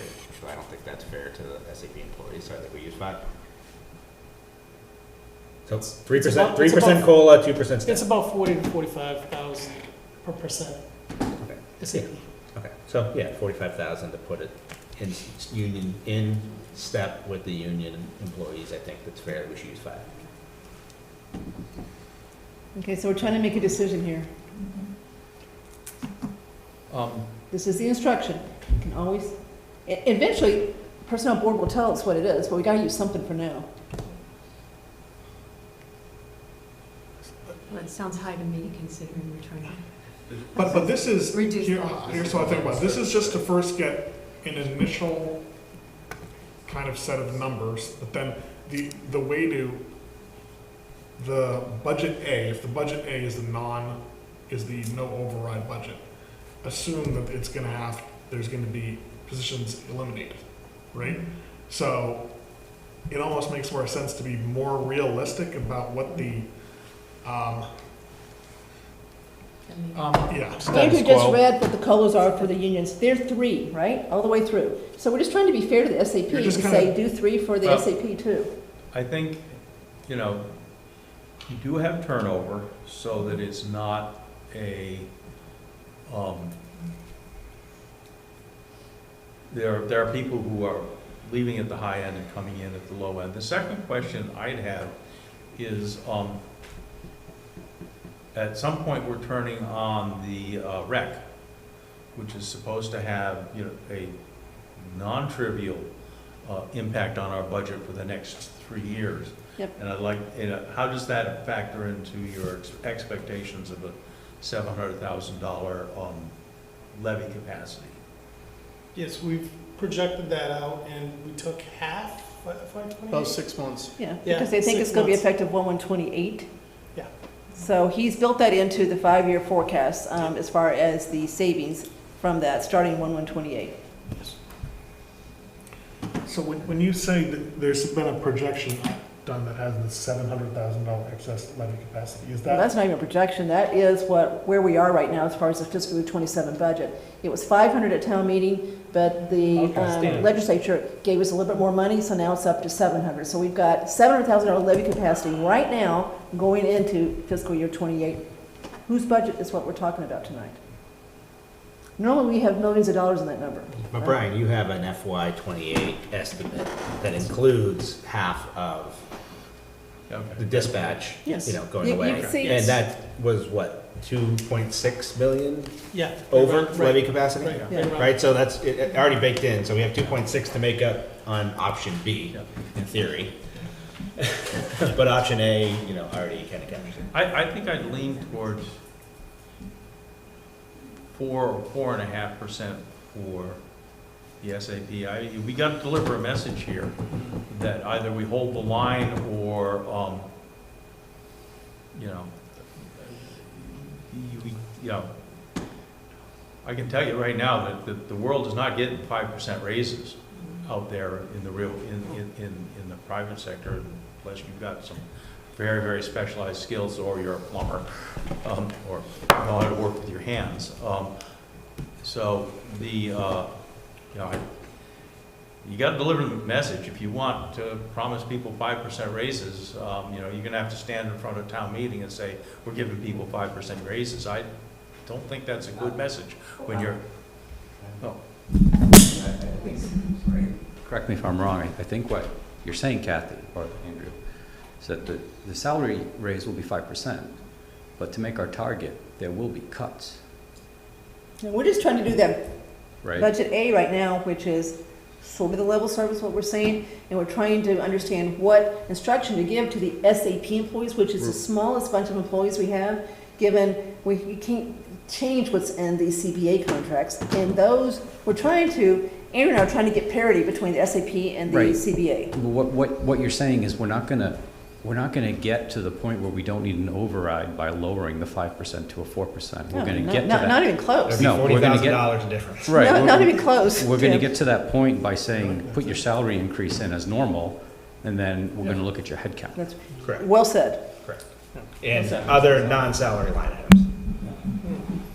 I mean, Okay. I think you're just standardizing so that when we look at the budgets, we say, we know that everything in here that is not contractual under a CBA includes an overall 4% or 5% increase in that step in COLA.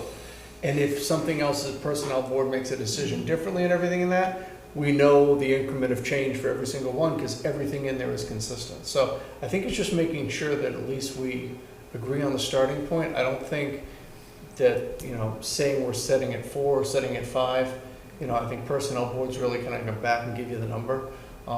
But I don't think it's probably going to be one of those, you know, for a COLA. It's either going to probably be a 2 or a 3, or maybe a 2.5. So, I'd rather start high and come back. well, Again, it's always nice. Tim said it perfectly.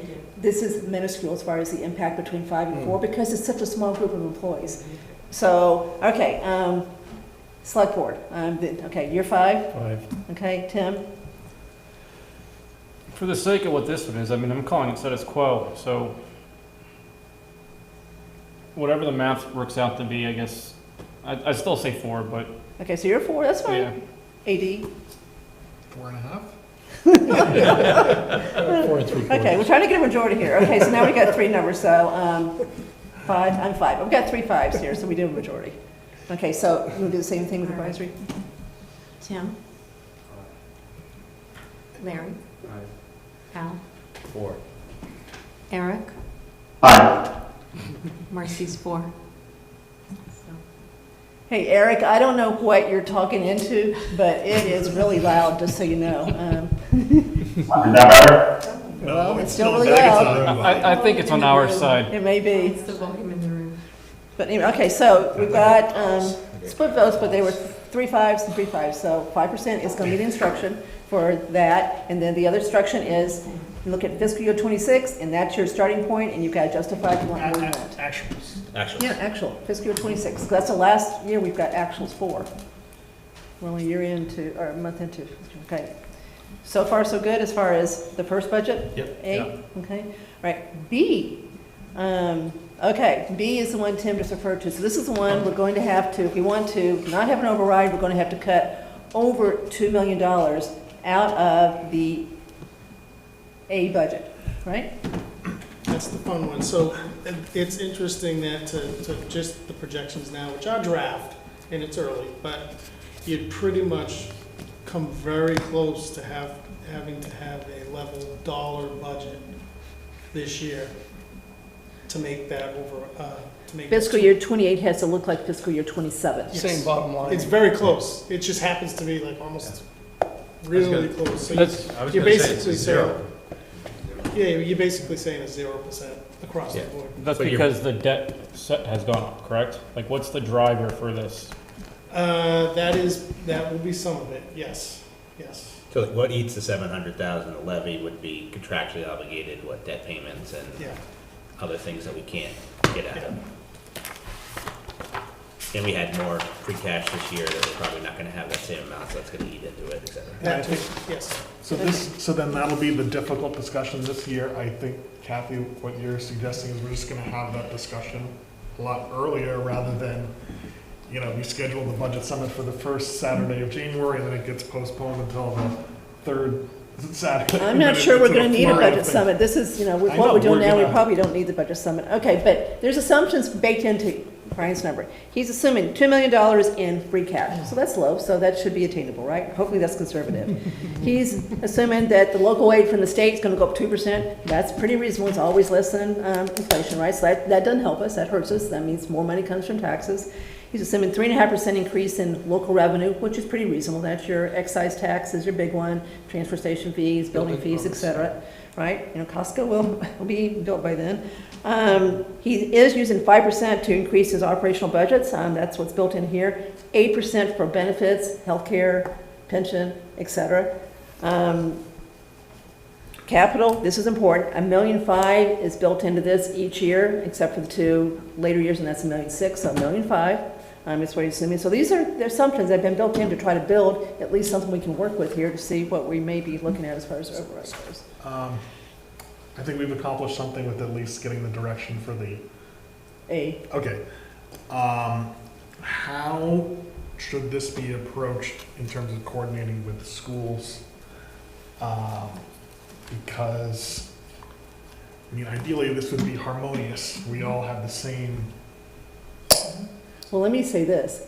If the schools can't reduce their budget, and none of it else matters, so it's nothing we can do. If 70% of it goes up by 5 or 6, 7%, which it very well could, Algonquin's gone up by that the last few years, then what we do is not going to matter.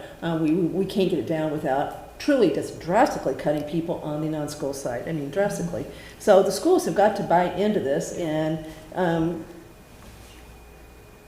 it's not like they don't try every year. Remember, Al, you were at this meeting. Remember when Paul Gaffney was chair of the school committee, and he one day pounded the table with you? I was there, John Butler was there, and said, we are always going to have 8% year-over-year school increases. I don't care what you guys say. You're not going to stop us. So that was what we dealt with a few years ago. Since then, with Christine Johnson, Greg Martineau, and even Charles Graban, they were able to somehow make this work, because what would happen is older teachers that made a lot of money would retire and they replaced them with new teachers. That's what kept those salary increases down, because those teachers don't get 3% increases for the most part. When they're in the middle of step and lanes and doing both, they are going up 7, 8, 9% a year.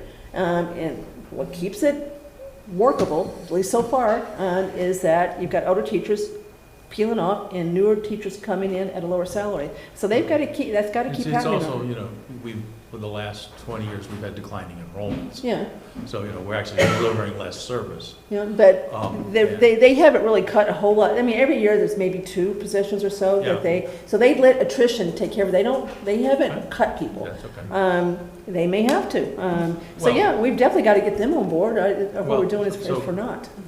Remember that, the budget that gets read onto the floor at town meeting is not the school department's budget.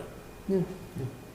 Advisory, It's puts the monkeys on our back. The total, right? And Yeah, that's what it and is. so, I think the message, to schools, which is not a fun thing to say, and, I've got grandkids in our school system, and, is that, budget B is, 0. Fiscal year 27, repeated. Yeah. And you know why that's so hard for them is special ed, which they cannot control and they have to fund. So that goes way up, boy, do they have a problem. And they never know, they sit there and hold their breath till they know what that cost is going to be. The state puts more and more on the local school system to pay for that. So they've got, this is hard, but we can start and see what they can come up with, right? Transportation Yep, Norfolk. that's and- right, that's right. Yeah, but, 70%. Now, the difficult one is not the Southborough schools, it's the region. That's right. Because the region we have, we can be, I don't know how that's work. I can make, If we we'd vote have a, no on the budget, then it goes to like a joint town meeting in Northborough, yes. and then you vote it, but they would have, if they voted in favor of it, they would have more, in theory, right, voters. but I don't know that, can they force an override vote on us? Or would we have to find the money elsewhere? I think you'd have to find the money elsewhere. I think so too. I think so too. Yeah, so, So we definitely need the cooperation, or not even we need them to understand what we're trying to achieve here, and then let them, start working on this to see what they can come up with sooner than later too, because theirs is always so late. We've got to get them going on this as soon as we can, to see where they Mark, can come in. it might be useful for you to poll your counterparts in Northborough to find out where they stand with respect to overrides. I think they probably stand about the same place in view of the cliff as we do. Okay. Well, they've got the cliff I house, don't- so. Yeah, and I think, Brian, that's pretty accurate. Yeah, I think they're looking I at just don't know the things. level over there where they're at. But Yeah, I think they, at least in the last conversations and that, they're in the same vicinity as we are. They're looking at having some hard conversations, I think, with the 28 budget. If we go back to A for a second, doing 5% and then keeping everything else at fiscal year 26, unless you've got a reason to it, it's still probably going to be more than fiscal year 27, I think, right? So the A is still going to be more than B, but maybe not crazy far apart. maybe not, yeah. Oh, A's gonna be, B is 0.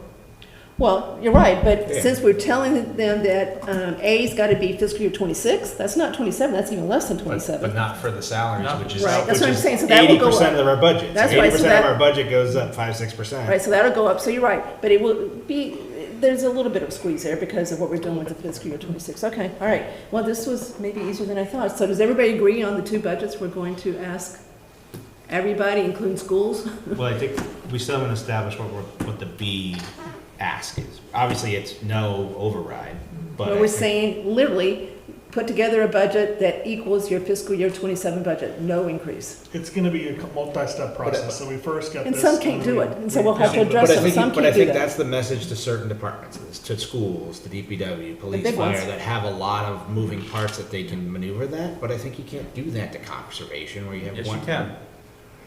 Yes, you can. But Al, we can't there's have only big- one number in there, it's Melissa's salary. That's what Andrew's talking Well, about. then. Rec then- has 3 salaries, that's I'm it. sorry, I'm tired of these, special exceptions. Okay, well, okay, then, Aggregate those budgets into a single thing and say, this is the pool of money, and, you put together whatever you want, but this is the pool, aggregate that's within your span of control. We cannot have special exempt or parts of the enterprise that are simply exempt. I don't think they're exempt, I think they're Yeah. just different, they're smaller, and they don't have the flexibility that a police, or a fire, or DPW, or certain schools do, that have a lot of things in there besides salaries. So that makes them exempt. No, they cannot be exempt. Could I you know, just add? you may have to reduce hours. I think that's an important point, Al. Given my day job, where we're always looking at ways to become more efficient, I would charge people with trying to solve problems by subtraction. So if you have the same amount of funds and you're going to have the same amount of people, what are you not going to do, right, to get to a certain number? Okay, but So Marcy, thinking take about this, that. be realistic. Here's your example. Melissa Danza is literally the only cost in conservation. What are you going to tell her to do? Well, she would need to say, like, with the same money, this is, something has to give, right? She's Like, got to reduce her she's gonna salary. know that. She's got to voluntarily reduce her salary? That's what we're asking her to do. Maybe it's not staff related, maybe it's, operational like. She doesn't have any. That's what I'm trying to tell you. That's it? Okay. No, rec has, Maybe she doesn't. look at the rec department, it's got 3 people on it, it's all salaries. So you're telling people, you gotta reduce your salary, that's the only way they can I do think this. Reduce hours. Because I remember Al and I had this meeting with Jay Tallerman where he explained what you were talking about, your discussion with Sam. Other towns do have, instead of, our budget is very long, it's broken up to so many different lines. Another way you could do this, basically what it's doing is moving the difficult decision back onto the select board. You would combine some of these smaller departments and there would be a global line item for, I don't know, social services or some other category that would include those. It's the cost centers. When you look at the warrant, you see that it's these departments and these numbers and everything in that, so you. That would be a way that would make it. That's the only way you could do it, you could put a bunch of these small ones together. And then you would Good say, luck of okay, putting that these senior 3 center in there. departments Okay. have less money than they would collectively have less money than they would otherwise have if each budget was approved individually and. Or we furlough, we say, And the department everybody heads- take December off. Well, that's really what we're talking about. I mean, everybody takes December off, you take the weeks between Christmas and New Year's off. This is standard in industry, it's, get to collect unemployment, but it's the way the world works. Okay, to me, that's the only way to do this, if we're really going to apply the same parameters across the board and not separate We don't have to get big to that departments. stage yet if we just get the data back on what this, I'm getting confused about which is A and which is B. A is the level one. service-ish. A is the big one, B is the bad one. B is Okay, where they've so got, it's not like A sounds that great, but it's, okay, see what we're just gonna first see what A looks like and see how big the gap is, and then there's a lot of different things that are on the table. we're saying B, come back with no increase from fiscal year '27. That's what B is right now. And if we don't initially try to put these small departments together, again, what's Melissa Danza gonna come back with? Cut my salary. That's all she can do. I have a couple ideas on this as well. There's temporary things we could do, like CPC, right? We could pause CPC for a period of time, and that's I don't know the exact percent, but there's something there that we could maybe use that to go back into the budget for these salaries if we don't want to have these other pieces change. CPC? Is CPA funds? Yeah, CPA You can't funds. use CPA funds for general fund. But it's right now, we have that implemented in our tax base, right? So we could pause our contribution into that, and that percent that we did could go back into. Yeah, you can. If you want to increase wanna go your town levy meeting? capacity, you could drop out of the CPA. Yeah, but you have to do, I mean, we can't do it. Town meeting. Town meeting's gotta do it. Well, in a ballot. Yeah, Yeah. and a ballot too, so that's it's- not gonna happen during the next few months. But you would still need an override. It's not that if you stop paying CPA, we all of a sudden get more taxes. The people pay less, but you'd still need an override. Your override would be offset by the fact that you don't have to pay CPA. If we're trying to get creative here to solve some of the problems, I mean, it's an idea to put on the table. But Tim, you can't solve that problem before we go to town meetings, what we're trying to tell you. You have to, We have a special town meeting coming up. If we're going down this path, it's something we could float. And then we'd have to, have a special election? Do it at the ballot? you gotta have, I mean, it's something to consider. I don't know the full details of it off myself. I haven't looked it up, but if somebody knows the full details, I'm happy to listen to why it could or could not be a good idea. I'm just saying, as a creative solution here, what is the percent that CPA is something that we currently pay into? 0.1%. 1%. No, it's not. Okay, you're right, it's 1% of your total taxes, but the actual effective tax rate is 0.1. Okay, is there, 5-member select board, is there anyone that wants to consider getting rid of the CPA? You know, I think that's such a, Me too. we've had whole other meetings it's so about little that. money. This is just going off in a different direction. We made it. And remember, we lose the state match, we actually make money. Andrew and I are about to go to CPC soon and actually talk about, Al's gonna vomit, talking about changing it from 1% to 3%. So I would not support taking this kind of money, but I'm one person. Sam? Yeah, not now. Okay, all right. Okay, so back to Plan B. So does everybody agree? We're gonna ask everybody to put together a budget that does not increase 1 penny from fiscal year '27. Same bottom line. Same bottom line, right? And then we'll deal with the problems that causes as they come up, okay? And Mark, can we check with Labor Council in terms of what we legally can do in terms of furloughing or adjusting people's salaries downward because we don't have the money? I don't know legally what we can or can't do. It's a good question, especially for. Well, given they're on the salary administration plan, I don't see, but anyway, let's at least go through this exercise and then we'll see where the pitfalls are, and I'm pretty sure there's gonna be a few pitfalls here. But we can start, and not making exceptions up front, right? Are we good with that? You're, okay, to at least go through the exercise, all right? Okay, all right. Brian? Yeah, I think we'll try to, maybe Mr. Purple and myself can try to standardize the responses as to what that means. Because each You're just going to department's say to the small departments, we understand that you're going to have to show a smaller salary, and we understand that that's difficult to figure out how to do, but you're going to have to just say, this is what it would look like. Salary would have to be reduced.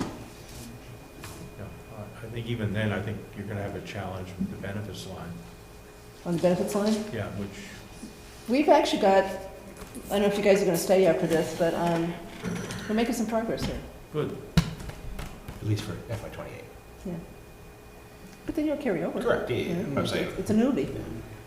So you carry over. Okay, so that was, everybody agree? So that's all I think we need to do tonight. I mean, then we'll deal with how to present, if there's an override, how to present, we know what the philosophy is. If you look at Brian's numbers for 5 years, it's gonna be, Yeah. all right, what is it? Well, no, but that's the second. I understand. Yep. I was getting there. Sorry, okay. It looks like if you want to avoid, if we end up with Plan A budgets all the way through, it looks like we need about a $10 million increase in the levy capacity for the next 5 years to avoid serial overrides. But we'll get to that discussion later, but that's just a number to kind of keep in mind. Brian's got it at almost $9 million, so I rounded up $1 million. Okay, all right, okay, all right. Should we adjourn? Advisory? Should we do We're that? going to do one more thing, the calendar. Yeah, I was just gonna say, Okay. at least we're gonna. Vanessa, you want to put that on the screen if you can?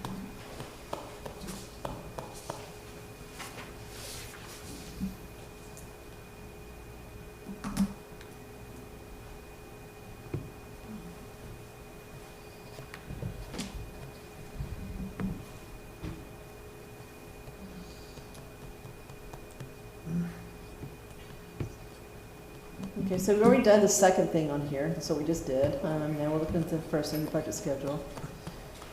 Okay, so CIPC, do you think they can meet August 28th?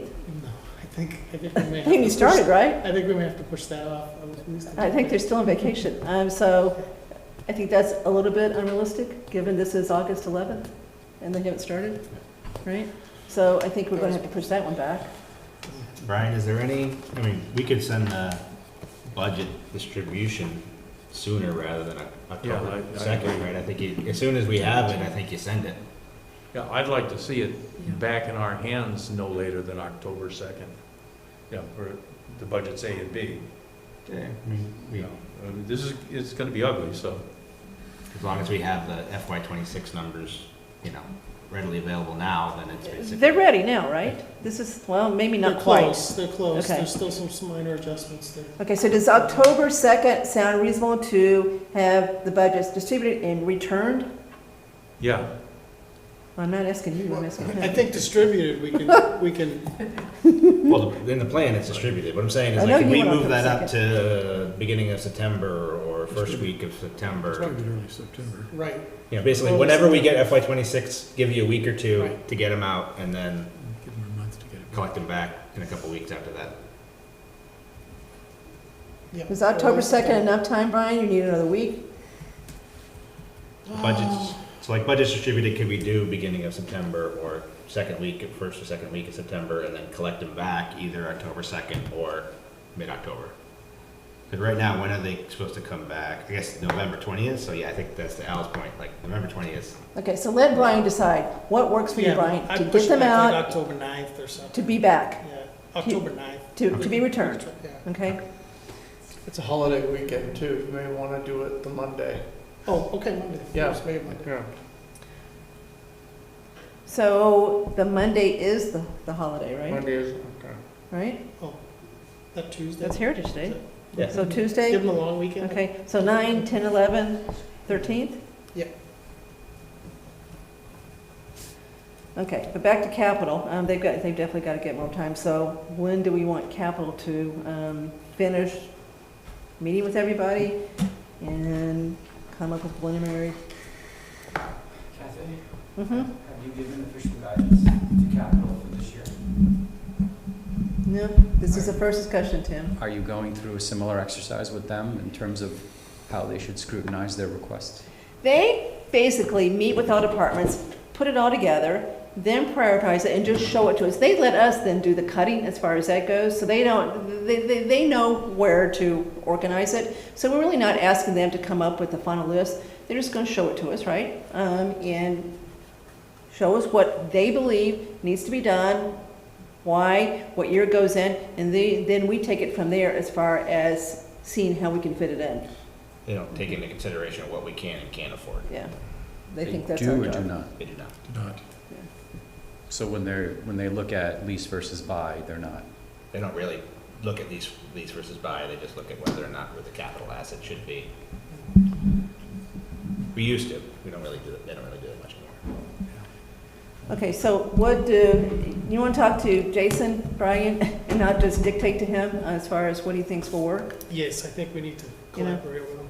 All right. Yes. But I think the message to the department heads that are submitting is try not to submit anything. Do what? I think the message to the department heads that are gonna submit, that when we send out the, let's be very conservative at our capital asks and only request the absolute necessities. Right, so he will need to then back into what he tells people as far as their dates to get it to him, so I've got time to put it all together. So I'd say we gotta let Jason dictate that one. Ryan, I agree. you okay? Yes. All right. Initial meeting, select board advisory. I think you gotta add school committee to that.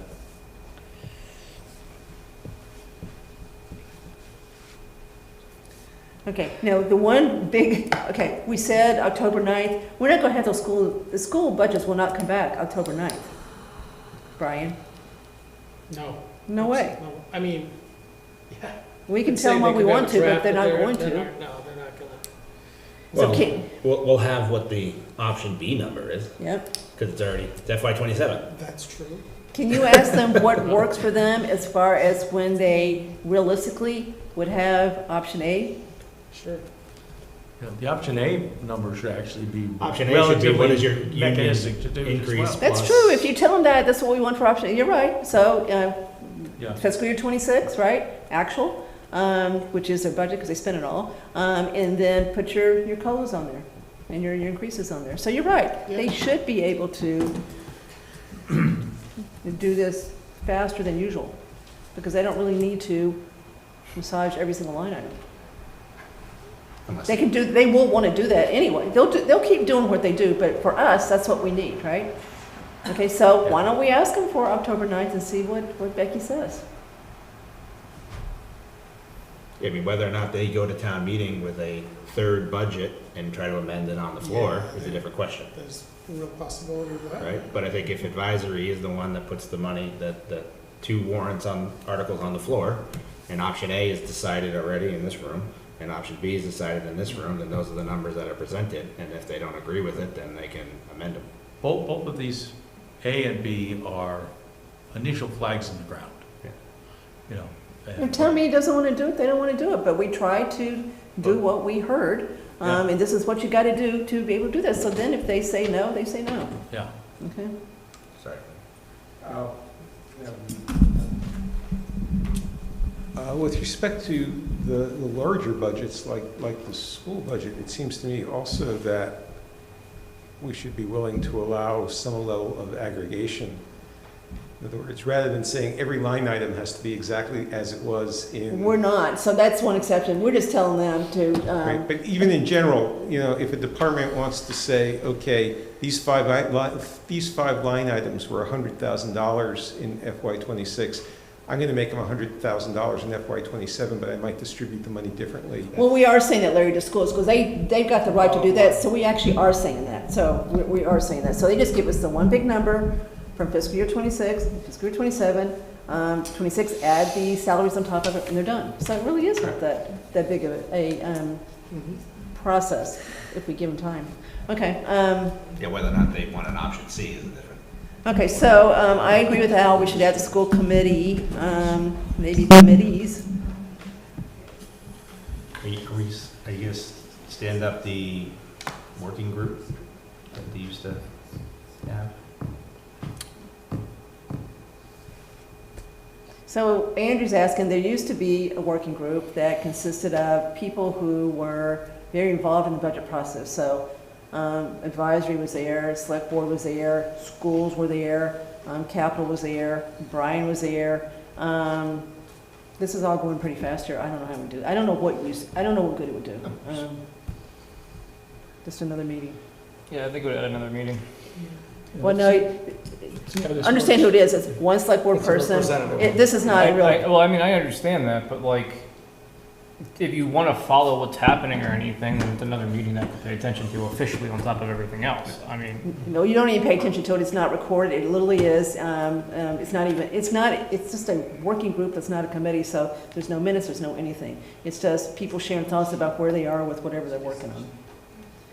Okay, we can talk about that later. I'm not sure I want to do it. It's just because of the time. Okay, so we've agreed that on November 4th, we're going to try to get select board, advisory, school committees together. I think we move that up if we're going to get the final numbers back, right? Because we're going to get the November 20 line item in October. Yeah, but you got to give Brian in time to put them together and stuff. So if you moved it up, I don't think you'd move it much. Give him a couple weeks to put it all together and see what it looks like. And Yeah, I'm just saying if we keep November 4, we would have the budget before we had our, like, almost the initial meeting needs to be in September, right? It's somewhere between the budget's being distributed and the budget's coming back. Why? I don't know, that's how it's set up in here, What's that? right?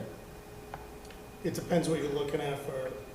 Depends on what we're trying to get, meeting get out of the meeting. I don't understand. What are we trying to accomplish with an The initial meeting, and is the purpose to See where we're actually analyze some of the data, or is it to start talking about planning? Are we trying to influence what we would get back from a budget, or are we reviewing what we got for the budget? I thought we just got through saying what we're going to get back from the budgets. We told Then everybody. we don't need an initial meeting. Let's just meet after we get the budgets back. I agree. And So we got it back at that point. So They we came can- back October 13th, and then we meet on November 4th. The initial meeting is the budget review meeting. Yeah, where everybody's got it back. We've now got A and B, and we see what it looks Yeah, like, sure. and go from there. And we include the school, absolutely include the schools in this. So you might need to get rid of the word initial.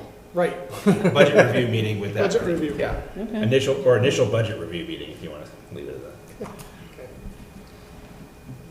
that. Advisory, you okay with that?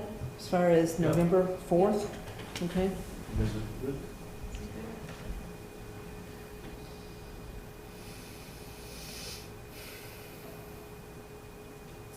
Budgets and money warrant articles submitted to the select board's office. Do we really mean that? So that's my confusion. Yeah.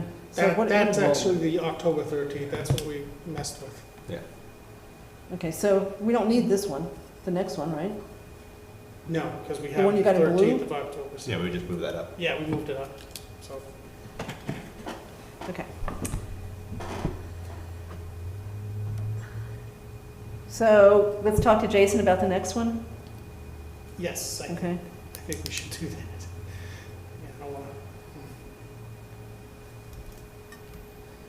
Okay, so select board approves on December 22nd. Then advisory reviews and does what? Approves from that point on? That's the handoff, and That's the. I think we could do that earlier, move it up by a month probably, because we're moving the other one up by a month. I would assume you probably do that mid-November. And we might even be able to do it jointly as we get to Yeah. that, right? And, I'm just a little worried about capital, giving them time to do their thing. Okay, so we're saying move up the select board approval to November, is that what you're saying? I think so. Maybe that November. Yeah, November, something in November. Second or third week of November. Yeah, something like that. Okay, so what's the third week? Pick a, Do we have a meeting 17th in is there, Tuesday. Mark? we've got 2 meetings. You meet for, Oh, I got it here. yeah, hang on. So December 1st or November 17th? So let's just do December 1st.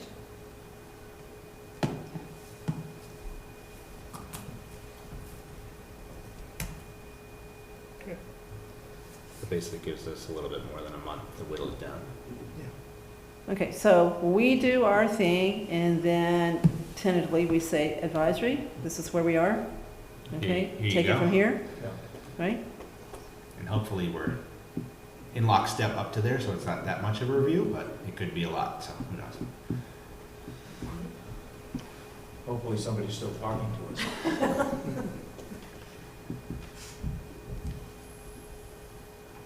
I mean, I don't see why we would do the Saturday, January 9th meeting at that point, No. right? We're done, we've already done this. I mean, unless we earmark that in case there was a reason to have further in-person conversations, but more than likely not. Well, we can always add it, Tim, so I'm just taking that one off. I'm just wondering if it should be on there now and we remove it later, if that was the better approach. Well, I think it's different. I think the meeting wouldn't be basically meet with all the department heads. It would be probably an advisory select board. After your Reconciliation. reconciliation and, you know, try to make sure we both support something in common. Okay, so let's just call it Coordination select meeting. board advisory budget reconciliation for that date, right? If we don't have to do it, we don't do it, okay? If needed. The rest of it, It's probably. okay, then we've reconciled, then advisory votes, right? As far as what they're recommending to town meeting on February 3rd. The rest of it should be fine as far as dates go. I think so. Everybody agree? So can somebody put this together and send it back out? Yes, Mhm. it's gonna be tight, but All right, so we've got a tentative calendar. thank you. All right. I think calendar is spelled wrong in that. What's that? I think the word calendar is It is. spelled wrong in that. Needs a K. Yes. Where is it spelled wrong? There's no A. It's an A-R at the end. It was Ew. bothering me and then I finally realized. Calendar like calendar field, it is. Was focusing so much on the items in it. Okay, I'm trying to get Brian out of here, it's his birthday. Okay, so are It's we, okay. I think we've done the two things we were going to try to get done tonight, right? We've got a calendar, we've got the two budgets we're going to ask people to put together, and we'll go from there. Okay? And I think we all cooperated very well. Okay, so, Marcy, you agree? I agree. Okay, Thank you. adjourn away. All right, do you have a motion to adjourn advisory? Second.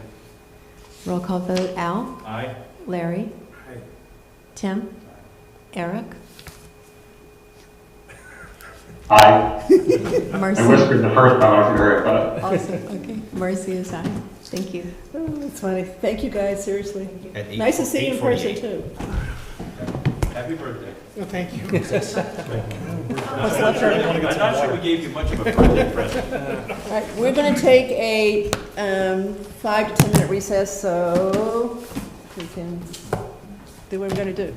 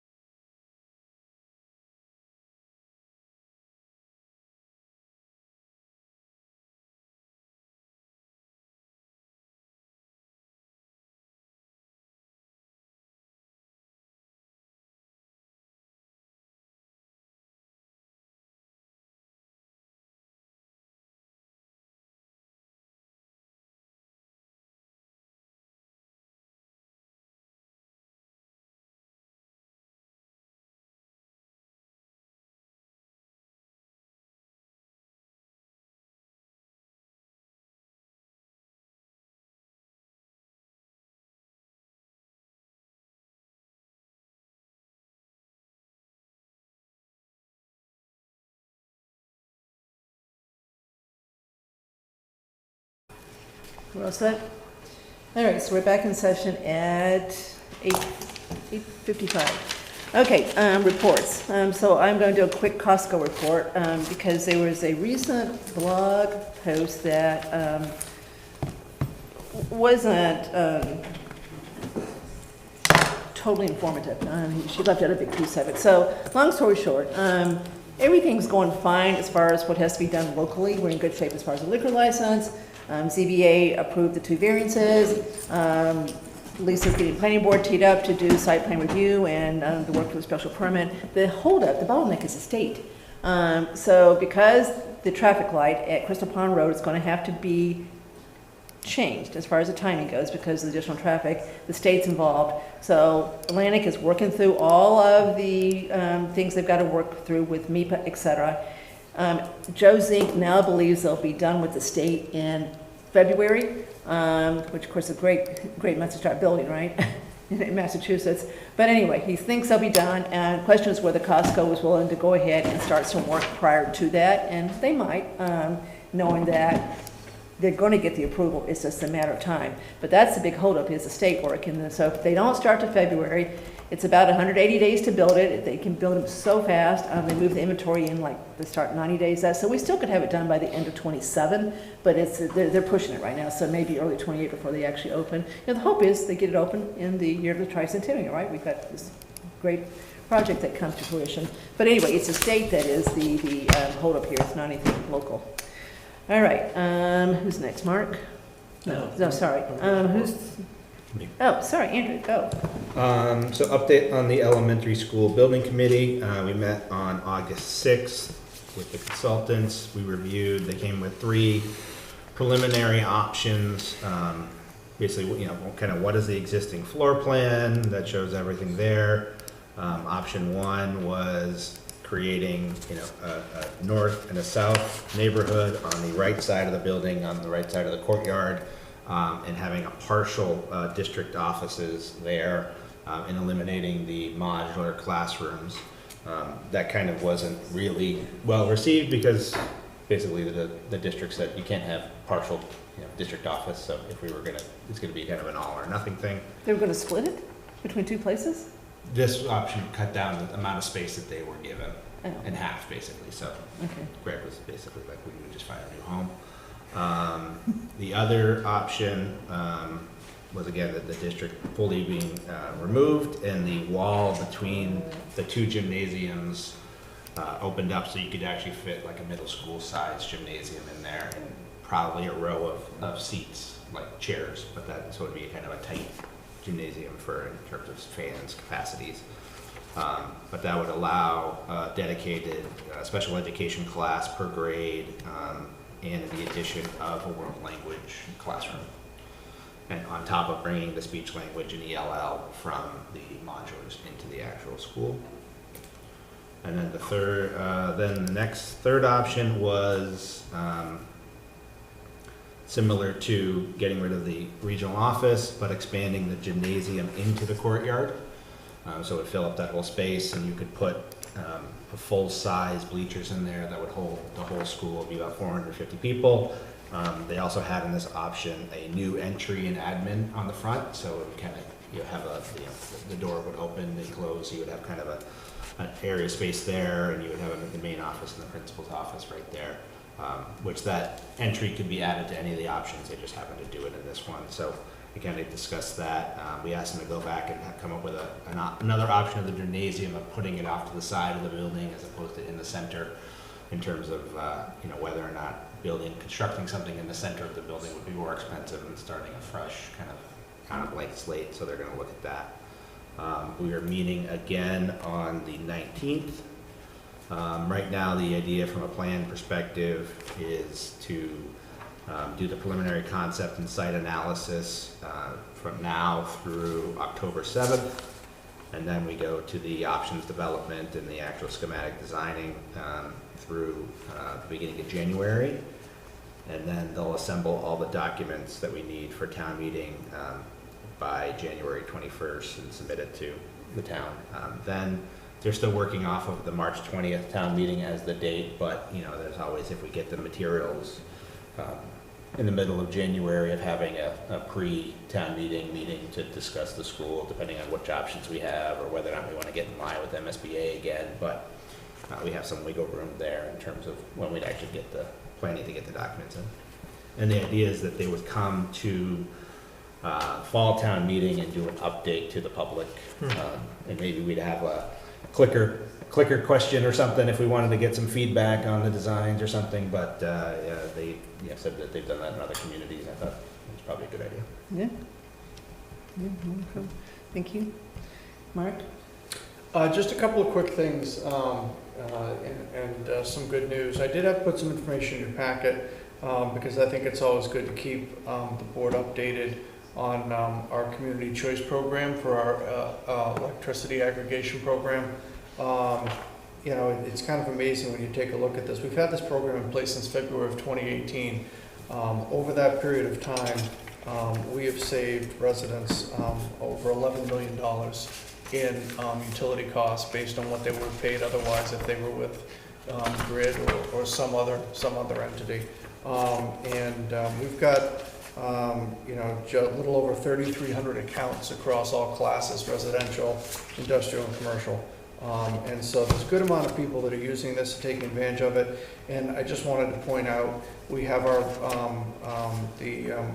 rate as of December is going to be just slightly over 13 cents a kilowatt hour. Other aggregation programs in the area are a little bit higher, you know, 13.8, 15.8, and National Grid just released their pricing, which is August 1st to January 31st, and it's over 17. So 13 to 17. 13 to 17. So residents are going to continue to see, you know, savings and everything. And I just, you know, when we talk about, you know, money and things like that, I just thought it'd be good, you know, to put that information in there and make sure that everybody understands that, you know, this program is still helping to try to keep those costs down. 11 million is a lot of money. $11 million in you know, a little over 8 years is I think pretty, you know, pretty impressive. Secondly, good news.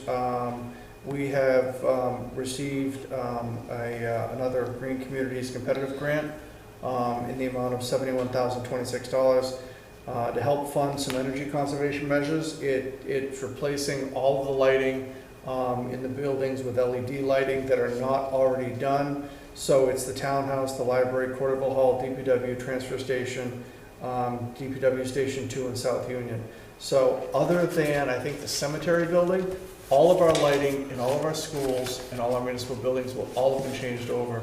So again, we'll begin to see, you know, savings in some electricity. So, you know, maybe John doesn't come in and ask for, you know, the things are really going up, you know, significantly.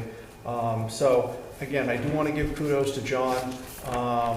The way that these Green Communities grants works is you get the grant awarded to you, you can't apply for another round until you do the work, right?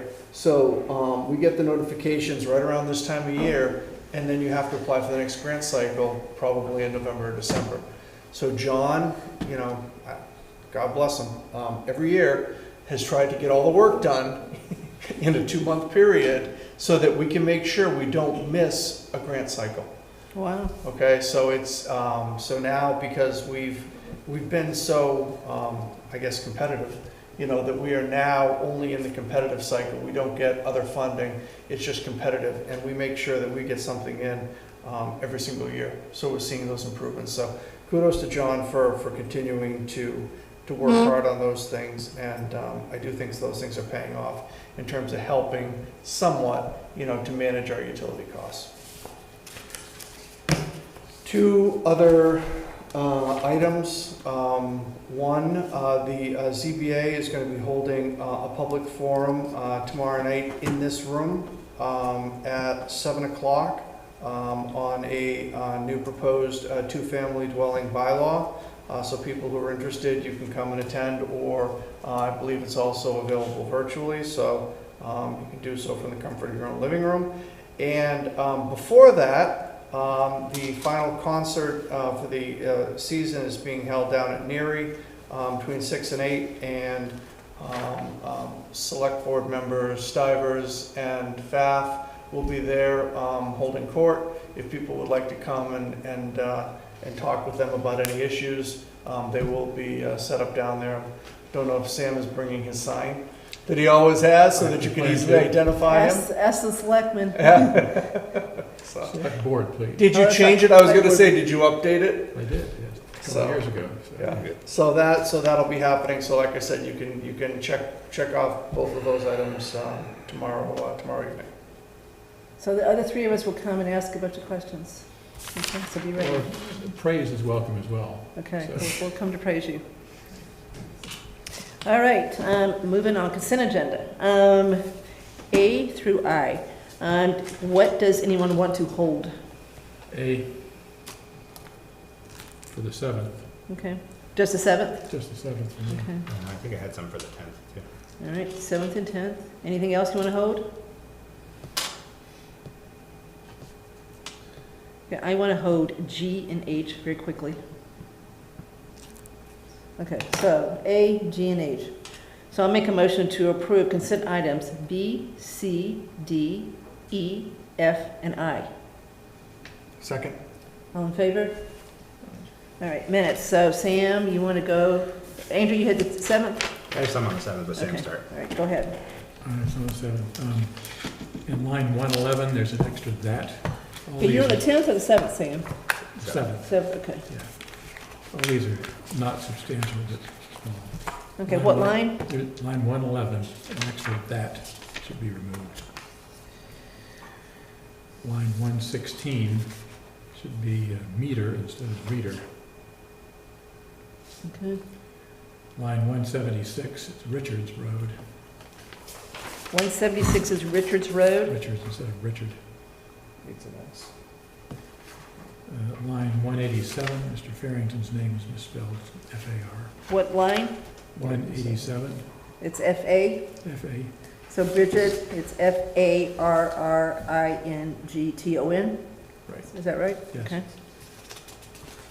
Line 247, it's Mr. Pfaff instead of Ms. Pfaff, I had that one. unless he has news for us. Okay, Mr. Pfaff, not the better half. Okay, Line 254, upcoming meetings, should be August 11th and September 2nd. July 7th is last time. all right, so upcoming meetings are August 11th, September 2nd. I'm just repeating this to make sure she hears you. Yep, Okay. okay. And line 282, it's Richards Road again, same thing before. So it's plural, Richards Road. And that's it for me. Okay, all right. Incremental ones I had, Bridget. Line 53, rules and regulations, so add an S to regulation. Which one are you on? Line 53, Still on the 7th? on the 7th, yep. Okay, sorry, 53? Yep, so just change regulation to regulations. Okay, And then, got that one. Line 250, it should be detrimental effect on the town's position instead of the town's position. And that's all I got. okay. Who held the 10th? I did. Okay, go ahead. Line 12, the common victualler license, I think it's an extra L in there. V-I-C-T-U-A-L-L-E-R. You think it's 2 L's? I think it's 2 L's. Vanessa agrees with you. Okay. All right. I think that's basically all I have. Yep, that's all I have. All right, takes care of that. So I'll make a motion to approve the minutes from July 7th and July 10th as amended. Second. All in favor? Okay, real quickly, the only reason I held G and H is just to make it clear that Kevin Miller has talked to these two ladies extensively. He is really happy that they've agreed to join, and they joined in part because they were part of the historic sign at their homes. They've got the historic houses and they wanted to have signs there, so that's how they got to know the Historic Commission. So he's now full and he's really excited about the capabilities of these two. So we put it on consent because he really did get to know him well, and I thought there was no reason to bring him in given what he said, okay? All right, so I'll make a motion to approve both Casey Harvey and Melissa Fitzgerald to the Historical Commission. Casey's term expires June 30th, and Melissa's expires June 30th to 27th. So one's 29, one's 27. Second. Okay, all in favor? Okay. All right, so now we're going to pick up something we started at the June 16th meeting, I believe. So if everybody recalls, we did not appoint Freddie Gillespie to either open space or stewardship that night. As part of the discussion, we started, it was an 0-5 vote as far as open space. Stewardship was different. Initially, it looked like there was going to be at least 2 votes to do that, and possibly 3 again, but we never really finished the vote because Sam pointed out to us that we couldn't put Freddie on stewardship because the space that she occupies was because of her role in open space. It's an open space position. So therefore, we talked about possibly changing the charge of stewardship to allow Freddie to be on stewardship. So that's where we are tonight, is to, first of all, decide whether we want to change the charge, and if we do we want to appoint Ms. Gillespie to stewardship? We have heard a lot about this. I don't think there's any point of taking any more public comment on this. We know what people's feelings are as far as this. There are very strong feelings for this. Anybody disagree with that as far as wanting to hear more? Okay. All right, so where is the charge? There it is. Okay, so I'm just going to read the current charge for stewardship. It's short. The charge of the ad hoc Southborough Stewardship Committee is to support the Conservation Commission by providing conservation-based stewardship of the Breakneck Hill Conservation Land, balancing multiple conservation and passive recreational uses. The composition is 5 Southborough residents comprised of 1 rep from conservation, 1 rep from open space, and the 3 at-large members appointed for 1-year terms. Now, it's my understanding that they've got 4 people on this committee now, so there's no space for Freddie unless we were to change the charge and remove the open space position and make it an at-large position. Everybody agree with that? Where is she? I can't see. Am I right, Joyce? You're full, right? You got 4 people on it, correct? We have 4 people in an empty open space. Right. Okay, so you got 4. Okay, so what I said is correct. Okay, so the question to the select board is, do you want to vote to change the charge of the stewardship committee to remove the open space position and make it an at-large position? Yes. Okay, you're a yes. Okay. Tim? Yeah. Sam? Probably not, but it's a larger issue for me. My concern is what I've expressed previously. I'd like to see what this project that we were talking about launching with the consultant to look at the overall structure of committees is.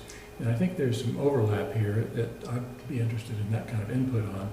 If you look at the charge for the Conservation Commission, it is extremely broad, and they're authorized by state law to receive or purchase real estate, acquire rights necessary to conserve, properly utilize open space, and it shall manage and control the same. So to me, the Concom charge covers not only stewardship, but open space, as a matter of fact. And I think it would be useful to clarify who's responsible for what there, who should be responsible.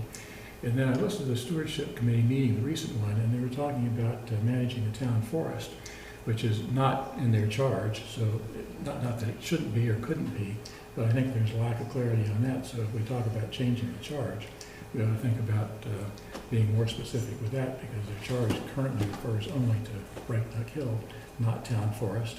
And as I recall from previous conversations about this, I think there's some opportunities to do more for other open space in town. So to me, we ought to be managing all of it more proactively. And I would like to see more explicit treatment of that issue and figure out who's going to do it going forward. So before we change membership and charge or whatever, I think it's worthwhile looking at the consulting process that we're talking about launching this evening and getting feedback from that process. So at this point, I guess I would not be in favor of changing the charge until we get that input. So, AP? I think change the charge, and then, as Sam said, we can review that as part of what the contractor is. I might even say make them all at large, I mean, there's no, but why not just give the flexibility so you don't necessarily have to have a conservation commission member, even though they do, which is great, but why not change it to just 5 at large? But fine with just the 4 at large and 1 conservation, but, you know, or just 5 at large. So I agree with Sam and I agree with you, except I don't want to change the Concom charge because that's not at issue tonight. And there is such a connection with Concom, and I think we leave that alone for a moment. But addressing this down the road as far as what our consultant comes up with is not prohibited by doing this, right? So I'm fine with going ahead tonight and changing this tonight to basically allow Freddie, assuming she still wants to do it, to be on stewardship.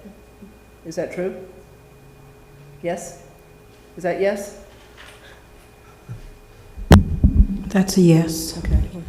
That's why we're doing this, so if you don't want to be on, then we're doing this for nothing. Okay. All right, so I'll make a motion to change the charge of the ad hoc Southborough Stewardship Committee to, instead of having a rep from open space, to have 4 at-large members appointed for 1-year terms.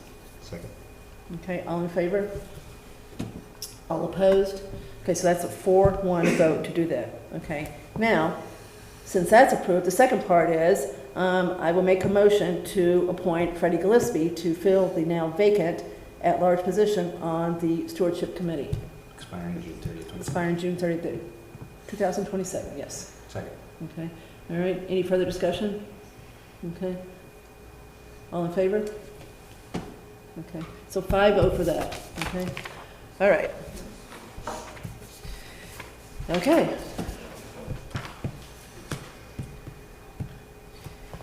So Jim is not here. Okay, so now we've got to discuss, now that we know Mr. Haggerty has resigned as of September 30th, we need to talk about what has to happen to replace him, at least temporarily. So currently his position is elected. The next election is not till May, so we need to fill that position. This is a select board job to fill it between now, or October 1st and May 11th, right? So this, I think the state law was in everybody's packet.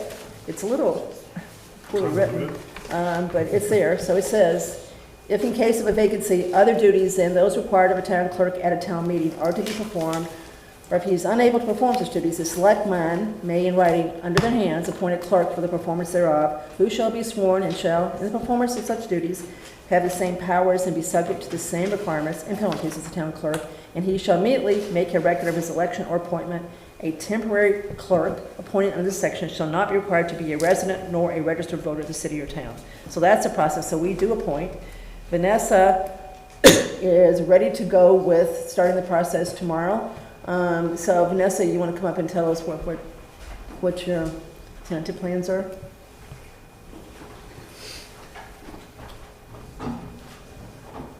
Brian, why are you staying? It's so much fun. He's having so much fun. We're the party. Thank you very much. So we do have a job posting ready to go if the board so approves this action tonight. We'll get it posted first thing in the morning. We have it closing by, to stay open for 10 days. And then we would go with our normal recruitment search process. For the first round is usually myself, another department head. Very often we bring in someone who is retired from a similar position in another community. We would do that again as well. And in this case, we thought we would ask the town moderator to also assist by participating in the first round interviews. And then the second round would be with Mark and probably 1 or 2 other department heads. And that's what we have planned. And we would be able to conclude that first and second round interview process, hopefully by Labor Day. So at your, probably your second meeting in September, we'd be bringing you a recommendation for an interim town clerk. So that would then mean that by October 17th, we'd have a interim in place, so they would be able to handle. Yes, the plan is to have someone in place just before Jim wraps up on September 30th, or the very next day. If we can be ready to go in between your meeting cycle, we'll ask for a special meeting. All right, so that's the proposed process. Anybody have an issue with it? One question. Okay. If we are delayed past October 1st, are we covered with having a deputy? Yes. Like, we're covered with the staff that's already here. They have the right Yes. rules and regulations that they can do whatever they need to do in the office. Exactly. I should also note, Jim and I have just concluded interviews for the part-time administrative assistant in the clerk's office. He has made a selection, and that young woman will be starting on August 24th. So he'll have about a month with that new employee as well. Okay. Is the title of this job like interim? Yes. Okay, interim Interim. town clerk. The position is not listed in the SAP, so I've already conferred with Labor Council, and they are ready to prep an employment agreement between the select board and the interim town clerk to set their compensation and benefits. So we would do a contract? Yes. Yes. Okay. Is there any desire in this to look for somebody that might want a longer-term position, assuming that we would pass this position to something that we would appoint in the future since all the work would have been done? Or is it best just to fill it for the moment, get through what we need to get through, and then have the longer discussion about a long-term fill? We certainly prefer the first offer of hiring, bringing someone in at this point that would be willing to stay on if the article passed successfully at town meeting in the ballot and so forth. So we're going to go into the interviews thinking that way, and hopefully it works out that way. If it doesn't, you'll be the first to know. Are we okay? Looks good. AD? You okay? Sounds good. All right, so Vanessa, do you want us to officially vote to say go? Sure. Okay. So I'll make a motion to authorize Vanessa Hale and her team to conduct the interviews that need to be conducted to find us an interim town clerk. Second. Okay, all in favor? Keep us Thank you very posted. much. Keep us posted. Do you want to put these two items so Brian can get out of here? Yeah, I said, why is he still here? What's he doing? Oh, sorry. Okay, you are here for a reason. All right, so we're going to go to D to get, so Brian can leave and salvage, 2 hours of his birthday? Okay. All right, I am going to turn D, which is the consideration of acceptance of MDL Chapter 32B, Sections 21 through 23, over to Mr. Purple. Thank you. There is some information in your packet, and so I'm just going to add a few comments onto that. So last year, after switching health consultants for the first time in more than 20 years, the town undertook a review of our plan design for the health insurance options we provide to our eligible employees. We did this in conjunction with the town of Northborough and the regional school district, with whom we have an informal purchasing consortium for our employee health insurance. Select Board reviewed options which would have made changes to our HMO plans, as well as adding a new high deductible plan with the health savings account. While we could not reach agreement with the collective bargaining groups on making changes to the HMO plans, many employees were receptive to the new high deductible plan. So much so that during the benefit renewal period for fiscal 2027, 43% of eligible town employees and 20% of eligible school K through 8 employees shifted from the HMO plans to the high deductible plan with HSA. These changes resulted in $124,000 in premium savings for those employees and more than $350,000 in premium savings for the town. Employee health insurance currently comprises 11.2% of the overall town budget. 10 years ago, it was 9% of the town budget. It's one of the bigger cost centers that the town must fund each year. As we look at the very real possibility of needing an operational override in fiscal 2028, as we discussed tonight, to maintain our current level of services, we need to continue to modernize our health insurance offerings for employees, in addition to reviewing other cost centers. Implementation of the high deductible plan was a good initial step in modernizing our health care options, but it did not address our current plan offerings.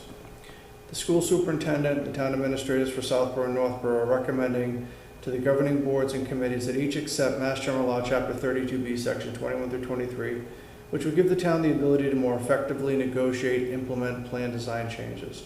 The acceptance of the statute will provide another tool for the town to collaboratively make plan design changes to our health insurance and lower premiums for employees and the town alike. As of this meeting, both Northborough and the regional school boards and committee have adopted this statute. Should the board vote in the affirmative this evening, the town administrators and superintendent will move forward with our health consultant to formulate a plan design proposal and identify the associated cost savings for our respective boards to consider. Any proposed plan design changes would not take effect until the new plan year beginning July 1, 2027.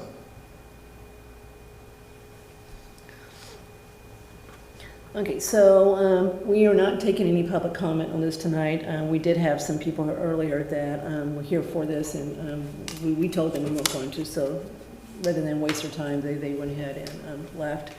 So all we're trying to do tonight is vote to adopt these 3 sections, and then there will be a lot more that we'll be able to start working on if we have the statute enabled in this town. And as Mark said, Northborough voted unanimously for it last night, and the Regional School Committee voted unanimously for it this morning. So we go third. Any questions? Okay. All right. Okay, so I've got where's my motion? Here we go. Okay, so here's the motion that we've been given by legal counsel to make. So I move that Select Board, acting as the appropriate public authority under Massachusetts General Laws, Chapter 32B, hereby votes to accept and engage in the process to change health insurance benefits under the provisions of Sections 21 through 23 of Chapter 32B. I further move that Select Board authorizes the town administrator and other appropriate officials to take all actions necessary to comply with the requirements of those sections, including conducting the required analysis of projected savings, providing notice to the Insurance Advisory Committee and Public Employee Committee as required by law, engaging in negotiations with the Public Employee Committee, if necessary, participating in the Municipal Health Insurance Review Panel process, and executing any other actions required to implement health insurance plan design changes or transfer to the Group Insurance Commission in accordance with Chapter 32B. This vote shall take effect immediately upon adoption, subject to compliance with all procedural requirements of Massachusetts General Laws 32B. Second. All in favor? Okay, 5-0. Thank you, everybody. I think that was a very important vote. Okay, thank you, Brian. And again, sorry that we ruined your birthday. Okay, all right. Okay, so I'm going to go back to C, which is the warrant. So everybody has the warrant from the packet to look at.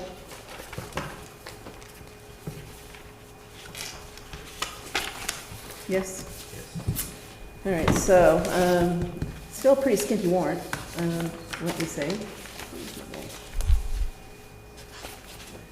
Okay, so let's just run through them one at a time and make sure everybody at least understands what we're trying to do here and see if anybody's got any comments. We're not going to vote on anything. We're just trying to make sure that everybody understands what is going to be on it.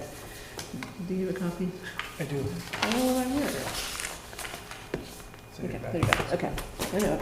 It's here someplace. Down there. Okay, so we got 13 listed, I believe. Yep. And okay, so I'm going to jump around a little bit. So Articles 3, 4, 5, 6, 7 are all CPC articles. So they will be presenting these. So we'll vote yes or no, but these are either projects or they're trying to extend a couple of projects approved previously, correct?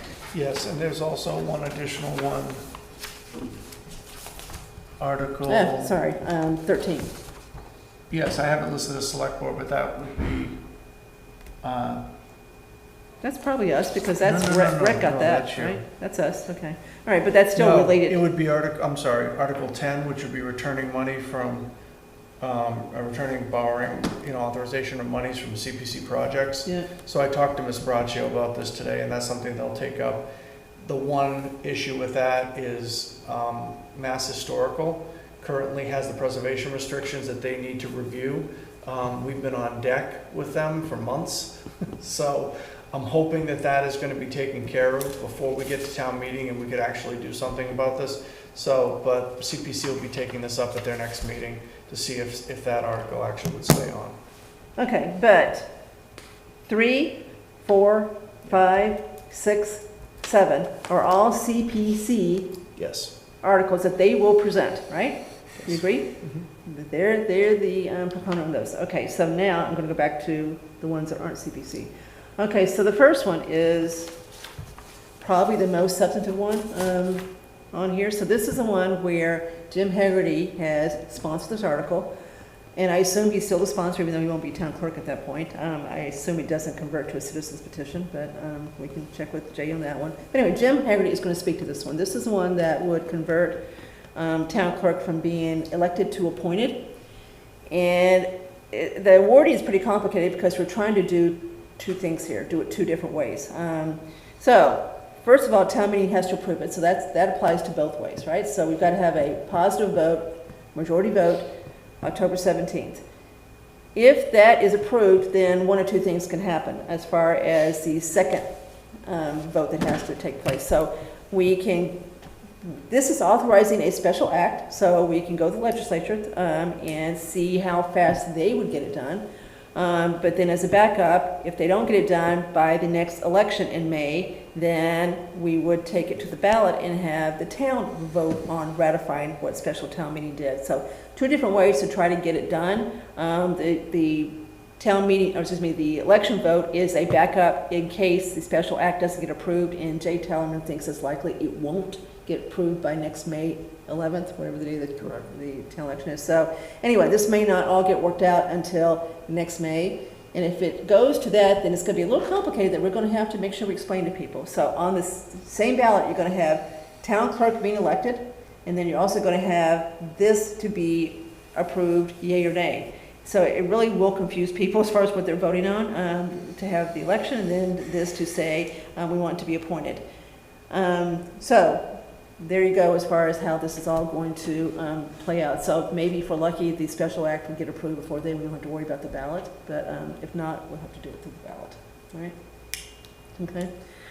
All right. So the person who takes a job as interim will be taking a risk if they are, hoping that they end up with a permanent job, because it's got to get approved, right? They won't know if it's going to be approved when they take that job. So they will know that. So They may know on October 17th. Yep. They might need to move to Southborough before that. Yeah. Okay. So any questions on the first one? Okay. The next one, I don't want to say much about. This is ZBA. Kevin, one quick clarification. With what you just said on the legislative process, it doesn't matter if we have this on October 17th, correct? Like, I know we're talking about the special town meeting. You have to get the town meeting to approve it first before you can do the special act. So town meeting Okay. approves going to the legislature. So that has to happen either way. Okay. Okay, so you got to have a positive vote on the 17th, and then we've got two paths to actually get it done. Mass General Law requires that the vote between town meeting and the election needs to be at least 60 days. Yeah. And we don't have 60 days between our current date of March 20th and May 11th. We'd have to back it up to what would be a Friday, but technically would probably be March 6th. So that's why there's so much time in between here. Okay, number two is the article, I believe Doris Cahill was here earlier, so I guess she got tired. But anyway, I believe this is her That's thing. a zoning article, yes. I think this is her thing. Okay, so, we'll have to eventually take a position on it, but this is their article. They are proposing it. Yeah. And the board just sent that to planning board so planning can start their public hearing process. Yeah, so more to come on this one. And there's always a little bit of controversy on this one. Okay, so that's number two. All right, so we just talked about 3, 4, 5, 6, 7. 8 is whether we're going to go for, I don't think we are, right? I mean, we're not going to do this special time stormwater I enterprise think fund. we need to figure out whether or not, if we did it at the special town meeting in the fall, whether or not we could capture any of the benefit in FY28 budget. All right, so TBD. Yeah, so Whether Brian's we gonna can- look into whether, the timing of whether or not, because ideally, you approve it then, and then when you budget in FY28, you can shift the funds out of the general fund into the enterprise fund and alleviate some of the levy override need. And if you can't, there's no hurry? I don't think there's as much of a hurry now, but I Okay. mean, All right, so you'll report back as far as, okay. All right, 9 is, it's my understanding that this has been approved by Melissa Danza, and we're ready to do this. So this is the excess borrowing that we did to clean up the Breakneck Hill dump. I'm still waiting for the final approval from her. Okay. But it appears likely that we are not going to have to borrow any more than we currently have. So anything that is remaining, we can return that borrowing authorization. It's not been borrowed, it's just the authorization. And that was the one that was in, what, 2 town meetings ago that we pulled on the floor? Yes, correct. It's not gonna save any money because we didn't borrow it, but you might as well shut it off so that we don't spend it down the road, right? Okay, so 10 is what Mark just said, so you are checking with, you're just gonna keep track of whether they do it or not, right? Correct. So this may or may not go forward. Correct. All right, this is a really skimpy warrant. Okay, the next one we already talked about with Bill, which is to fund the cost of adding water to the 2 houses on Parkerville. So he's gonna add the number to that when he gets that from Tim Teese, right? Number 12. Okay, so there has been some discussion among a few people. There is interest. Bill Condiff is absolutely interested in doing this too, just so you know, sincerely. He's working on putting a memo together that he's going to send to Concom. They're the ones that actually sponsored the original scenic bylaws. Do you know that? It wasn't planning board, it was Concom. So he's going to work with Concom to basically explain to them why he would like to see this done. And then we'll see if this really is going to be one that we want to go forward with. But there's definitely several people, I think, on this board too that like to see the number of roads reduced. Not every road's a scenic road. We know what we live on, what we don't. So that the process that scenic roads require would be reduced. So Bill Condiff's Chris Savoy wouldn't have as many meetings to attend with other people, etc. I believe there's some desire to label the roads that are scenic road with nice signs like other towns do, so they would be identified appropriately, maybe in time for the tricentennial as we try to spruce up the town. All right. So I think that's all we say about this one tonight. We'll wait to see what Bill gets as a reaction from Concom. All right. All right, then of course we would have to come up with a list of those roads. Right? All right, so that's it. About 13. That's 13. We talked about 13 a second ago, Sam.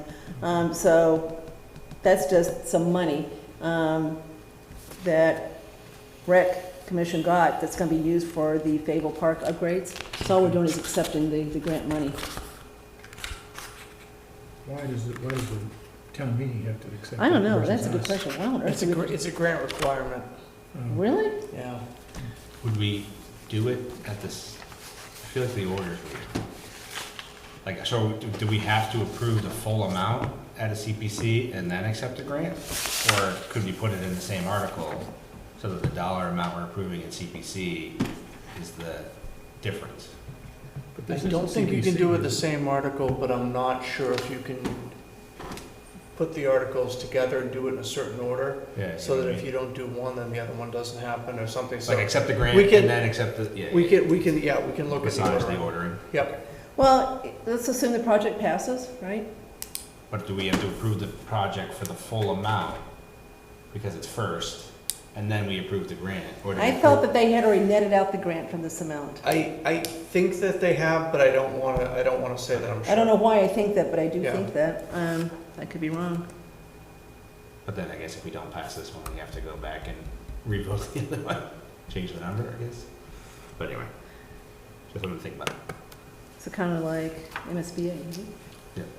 Okay, so we should clarify that as far Okay. as what they're asking for here. Is that assuming that this is, so it's net of this, right? So they're not asking for it twice. Okay, all right.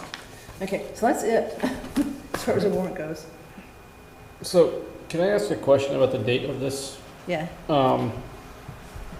Further clarifying this town clerk element. If we would postpone this special town meeting and do it on the date like Mark said, which was what, March 4th or whatever that backup date would be from the other meeting, would we have any potential to align with a potential NERI element that we would consolidate the 2 meetings into one? Still do the special town meeting, but just commit to that date in March, since this agenda is pretty light and schools would be the other part of this, or NERI specifically would be the other part of this, and we'd still be over the 60 days out that we need to be, and have 1 meeting on the calendar versus potentially 2. So it's a good question, Tim. there's two things on here that are time sensitive, and without those two, I don't think we'd be having this meeting. And one of those is the town clerk, because of this 60 days you gotta have between the town meeting vote and if it's on the ballot. So there's one, but you're right, the March 4th date would work on that, if that is the date. The second one is the irrigation project. So, that was approved, what, 2 years ago? Yes. There wasn't enough money, they didn't do the budget right, so we're trying now to get the rest of the money. And because of when it needs to be done, they need to get started in the fall, or it's not gonna be ready for the spring, is my understanding. The golf, we're about to have a meeting with the current manager. He has said that he doesn't want another 5-year contract. He would like to have something shorter, because he's gonna retire soon. But he also thinks that we will not get bids, a 5-year bid from anybody unless we do the irrigation project. So the irrigation project is important as far as this next contract goes. So, long answer to your short question. You know, if we knew we were gonna have an ERI vote on a certain day, and that still gave us time to get the irrigation done, and gave us that 60-day window for town clerk, it probably would make sense to only have one special town meeting and not 2. But if we don't have the ERI, and then to have a special with just this couple things on it right before an annual town meeting, it's probably not gonna go over well either. So, there's your answer. Probably worth talking about as far as the date goes. I mean, this really is a very skimpy warrant. Andrew, fast to that point, do you think a March MIRI vote is completely out of the realm of possibilities right now, or is it something that could become? I don't think it's out of the realm, but it could also be done at the annual, right? I think if we're leaning towards a non-MSBA town-funded, large, that option B $15 million thing, then, I don't know it needs to be necessarily a standalone meeting. We don't have to do all the MSBA stuff. But if this is a large renovation and, hey, maybe we want to get back in line with MSBA or not there's a lot more moving pieces and it probably wouldn't be ready for that. So I think it's to Karen's point, we don't know now and it's not worth the chance that we're not going to be ready. Yeah. Look at it this way, it's a quick meeting. I know, but it's just one of those things that have a special that's quick and then have another special potentially. Or we just kind of eliminate the idea that we could have a second in March and that we would just for sure move NERI to another date. I just don't like the idea of having 2 specials I don't think we know enough to say that we're going to have a NERI meeting, yes or no, or whether or not it would be in the annual. I also think it's a nice trial run for the interim town clerk to practice to get their feet wet on a relatively light meeting. But, we could also find stuff between now and then. Who knows? Well, yes, other Some stuff committee that pop up. changes, some bylaw changes, that kind of thing. I think Citizens petitions haven't come in yet. They haven't. if we keep this, have we asked all the departments, if anybody else has anything waiting that they might bring forward? Do we know? Yeah, we had sent something out to departments, boards, and committee chairs, and it was a lot of crickets, except for a couple of minor things, one being, the grant, for the Fayetteville Park project that we need to include in that, so.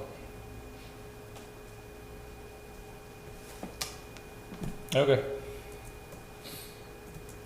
All right, so it sounds like we want to stick with October 17th if I'm reading between the lines. I think we should go forward with the October meeting. The fact that it's a short agenda is okay. Good, that's right. Show I've people always we can- thought, we already debated this, so whether it should be on a weeknight or the Saturday, and for whatever reason, people wanted to do the Saturday, so it just is what it is. What would be the start time? 10. Okay. We try to have it Done by in 2 lunch. hours. That's right, get it done by lunch. That would really thrill people. Make the whole thing consent. Well, there's a lot. You could put a few things in consent. Yeah. Okay. All right. All right, so I think that's all we can do with that one tonight. Yep. Okay, government structure study. So Mark, you want to describe what you've done to get us to where we are tonight?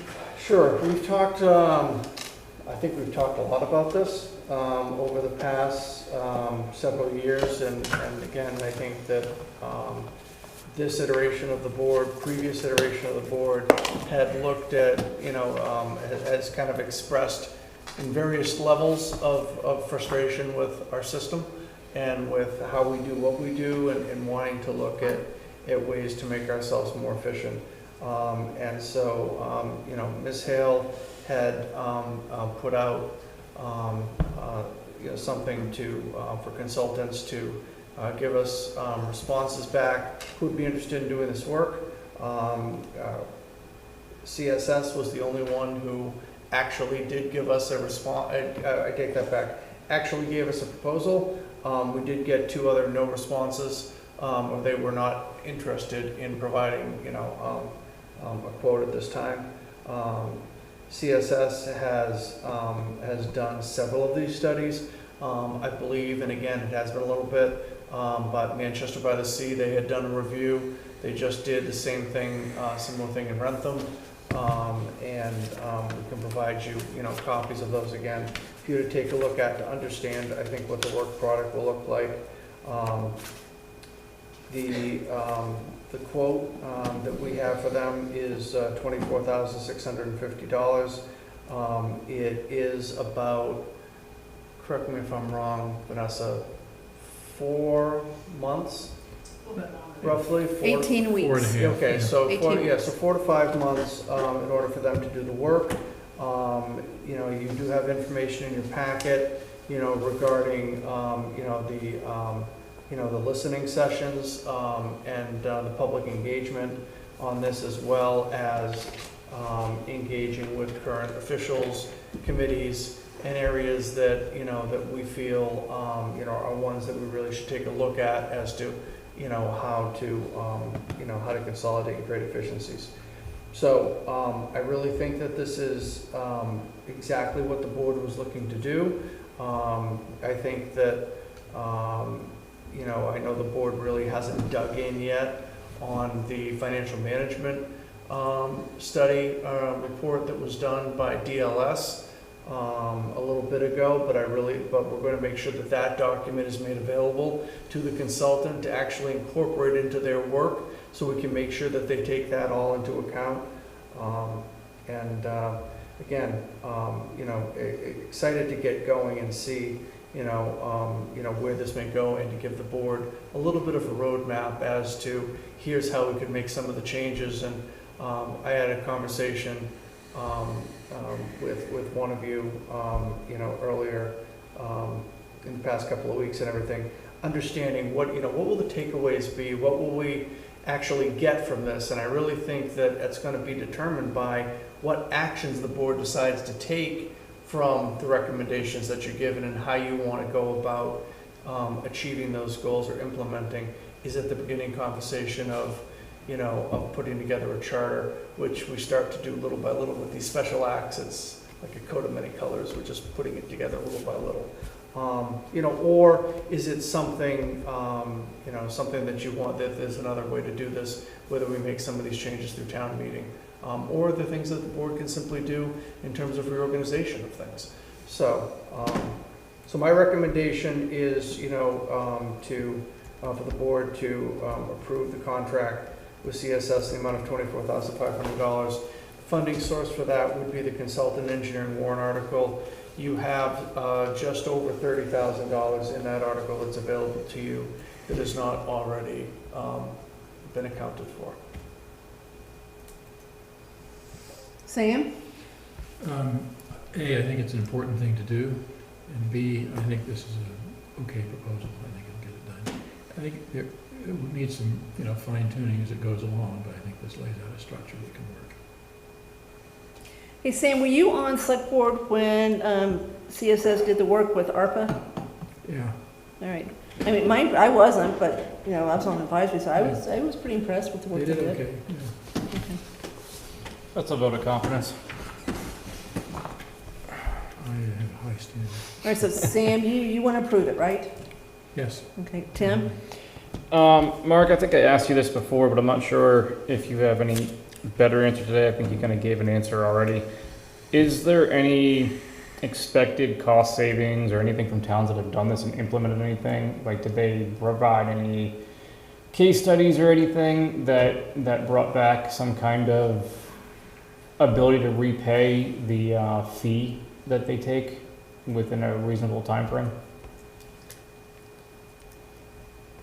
I don't have a better answer for you than when you would ask me. I think it all depends on what the changes are and what we're looking at. I mean, in a broad brush, in communities of our size, you should be looking at a reporting structure where, my position would have roughly 7 to 9 direct reports, right? So you've got 7 and 9 departments that are reporting to you, and everything else is, and that's going to mean to some of the conversations that we had earlier, some consolidation of things, some putting together of things in a different way than they currently are. So I think that you could probably commit to efficiencies, but we know that efficiencies don't always equal savings, right? So that's the half a sandwich I got for you. Okay, I mean, I think we need to do this. I'm concerned about doing it today when we're going into all these financial discussions, and, money saved today is money that's not spent for tomorrow. And I have a hard time spending anything today knowing what we're up against, regardless of the situation. I would only be supportive of doing this if we as a board made a strong commitment to finding at least something to action from this thing within a reasonable period of time after receiving the report. Otherwise, we kind of waste the money and we just have another study that we did that has information that we don't action. So I think I would only be supportive of moving forward today if we, as a board, would take a stance and say that we have a strong commitment to doing something as a result of the study. Otherwise, we're just wasting money. Well, I think that's kind of a given. Well, we're all hoping we can do something. I mean, that's the reason we're doing this is to try to see if there are efficiencies, that we're not optimizing our structures, and we're not optimizing, not even that, but I think, other pieces of the piece, but I'll wait. We've been trying to do this for almost 2 years now. I mean, all I'm saying is trying, and we have a strong commitment to do something based upon the study. Like, absolutely, one of the meetings after this, we say, what are we going to do, and we commit to that level. It's been our goals. It's one of our goals, right? I mean, that's what we're trying to do. But I can't, I'm not going to commit to what we can do until I see what the study recommends, right? But I think I think everybody on this board, I want to speak for everybody, but feels that this would be a catalyst for some kind of beneficial change to the organization. AD. I'm in favor of moving forward on this. AP. I'm in favor. Just want to make sure, Mark, this would cover like town employee structures, town manager, town administrator kind of concept. That's the charter piece, committee structure, town meeting structure, whether we're, representative or, it's not really labeled in there, but I kind of think that is not a huge conversation, but I think that might be something just to touch on. I think we could get some thought. I think the town meeting piece may be a bit of a bridge too far, but I'm sure that we could have at least some comments and everything on, some thoughts on things to think about. Yeah, I don't think that they necessarily come out of this with a recommendation, but just kind of an analysis to say, hey, similar towns, this is how you would. Sure. Just kind of a paragraph on it, I think would be helpful. Okay. So I agree with everything AP said. So I will make a motion to approve the CSS contract to study our government structure. Second. All in favor? All right. Okay, last item is, I'm going to oppose on that. oh, sorry, you opposed to him? Yeah. Okay, so 4-1, Bridget. Okay, so the last one is whether we want to vote to opt out of delivering marijuana, cannabis, to homes in Southborough. So everybody read what's in the packet, right? Kind of understand what's going on here. So the governor passed a law in April that basically said, unless you opt out, then you can call and have retail marijuana delivered to your house. Now you have to be 21, you have to be registered, you have to be there, you have to show driver's license, so it's not, a 5-year-old that can do this. So there are rules to protect, how this happens. The deliverers have to be licensed in certain ways. So it sounds like they've got a pretty tight process as far as doing it. Board of Health did not take a position. They had a kind of a mixed view of this, and so they saw the pros and cons. So they did not take a position formally as far as this goes. They basically said, select board's job to do this. So here we are.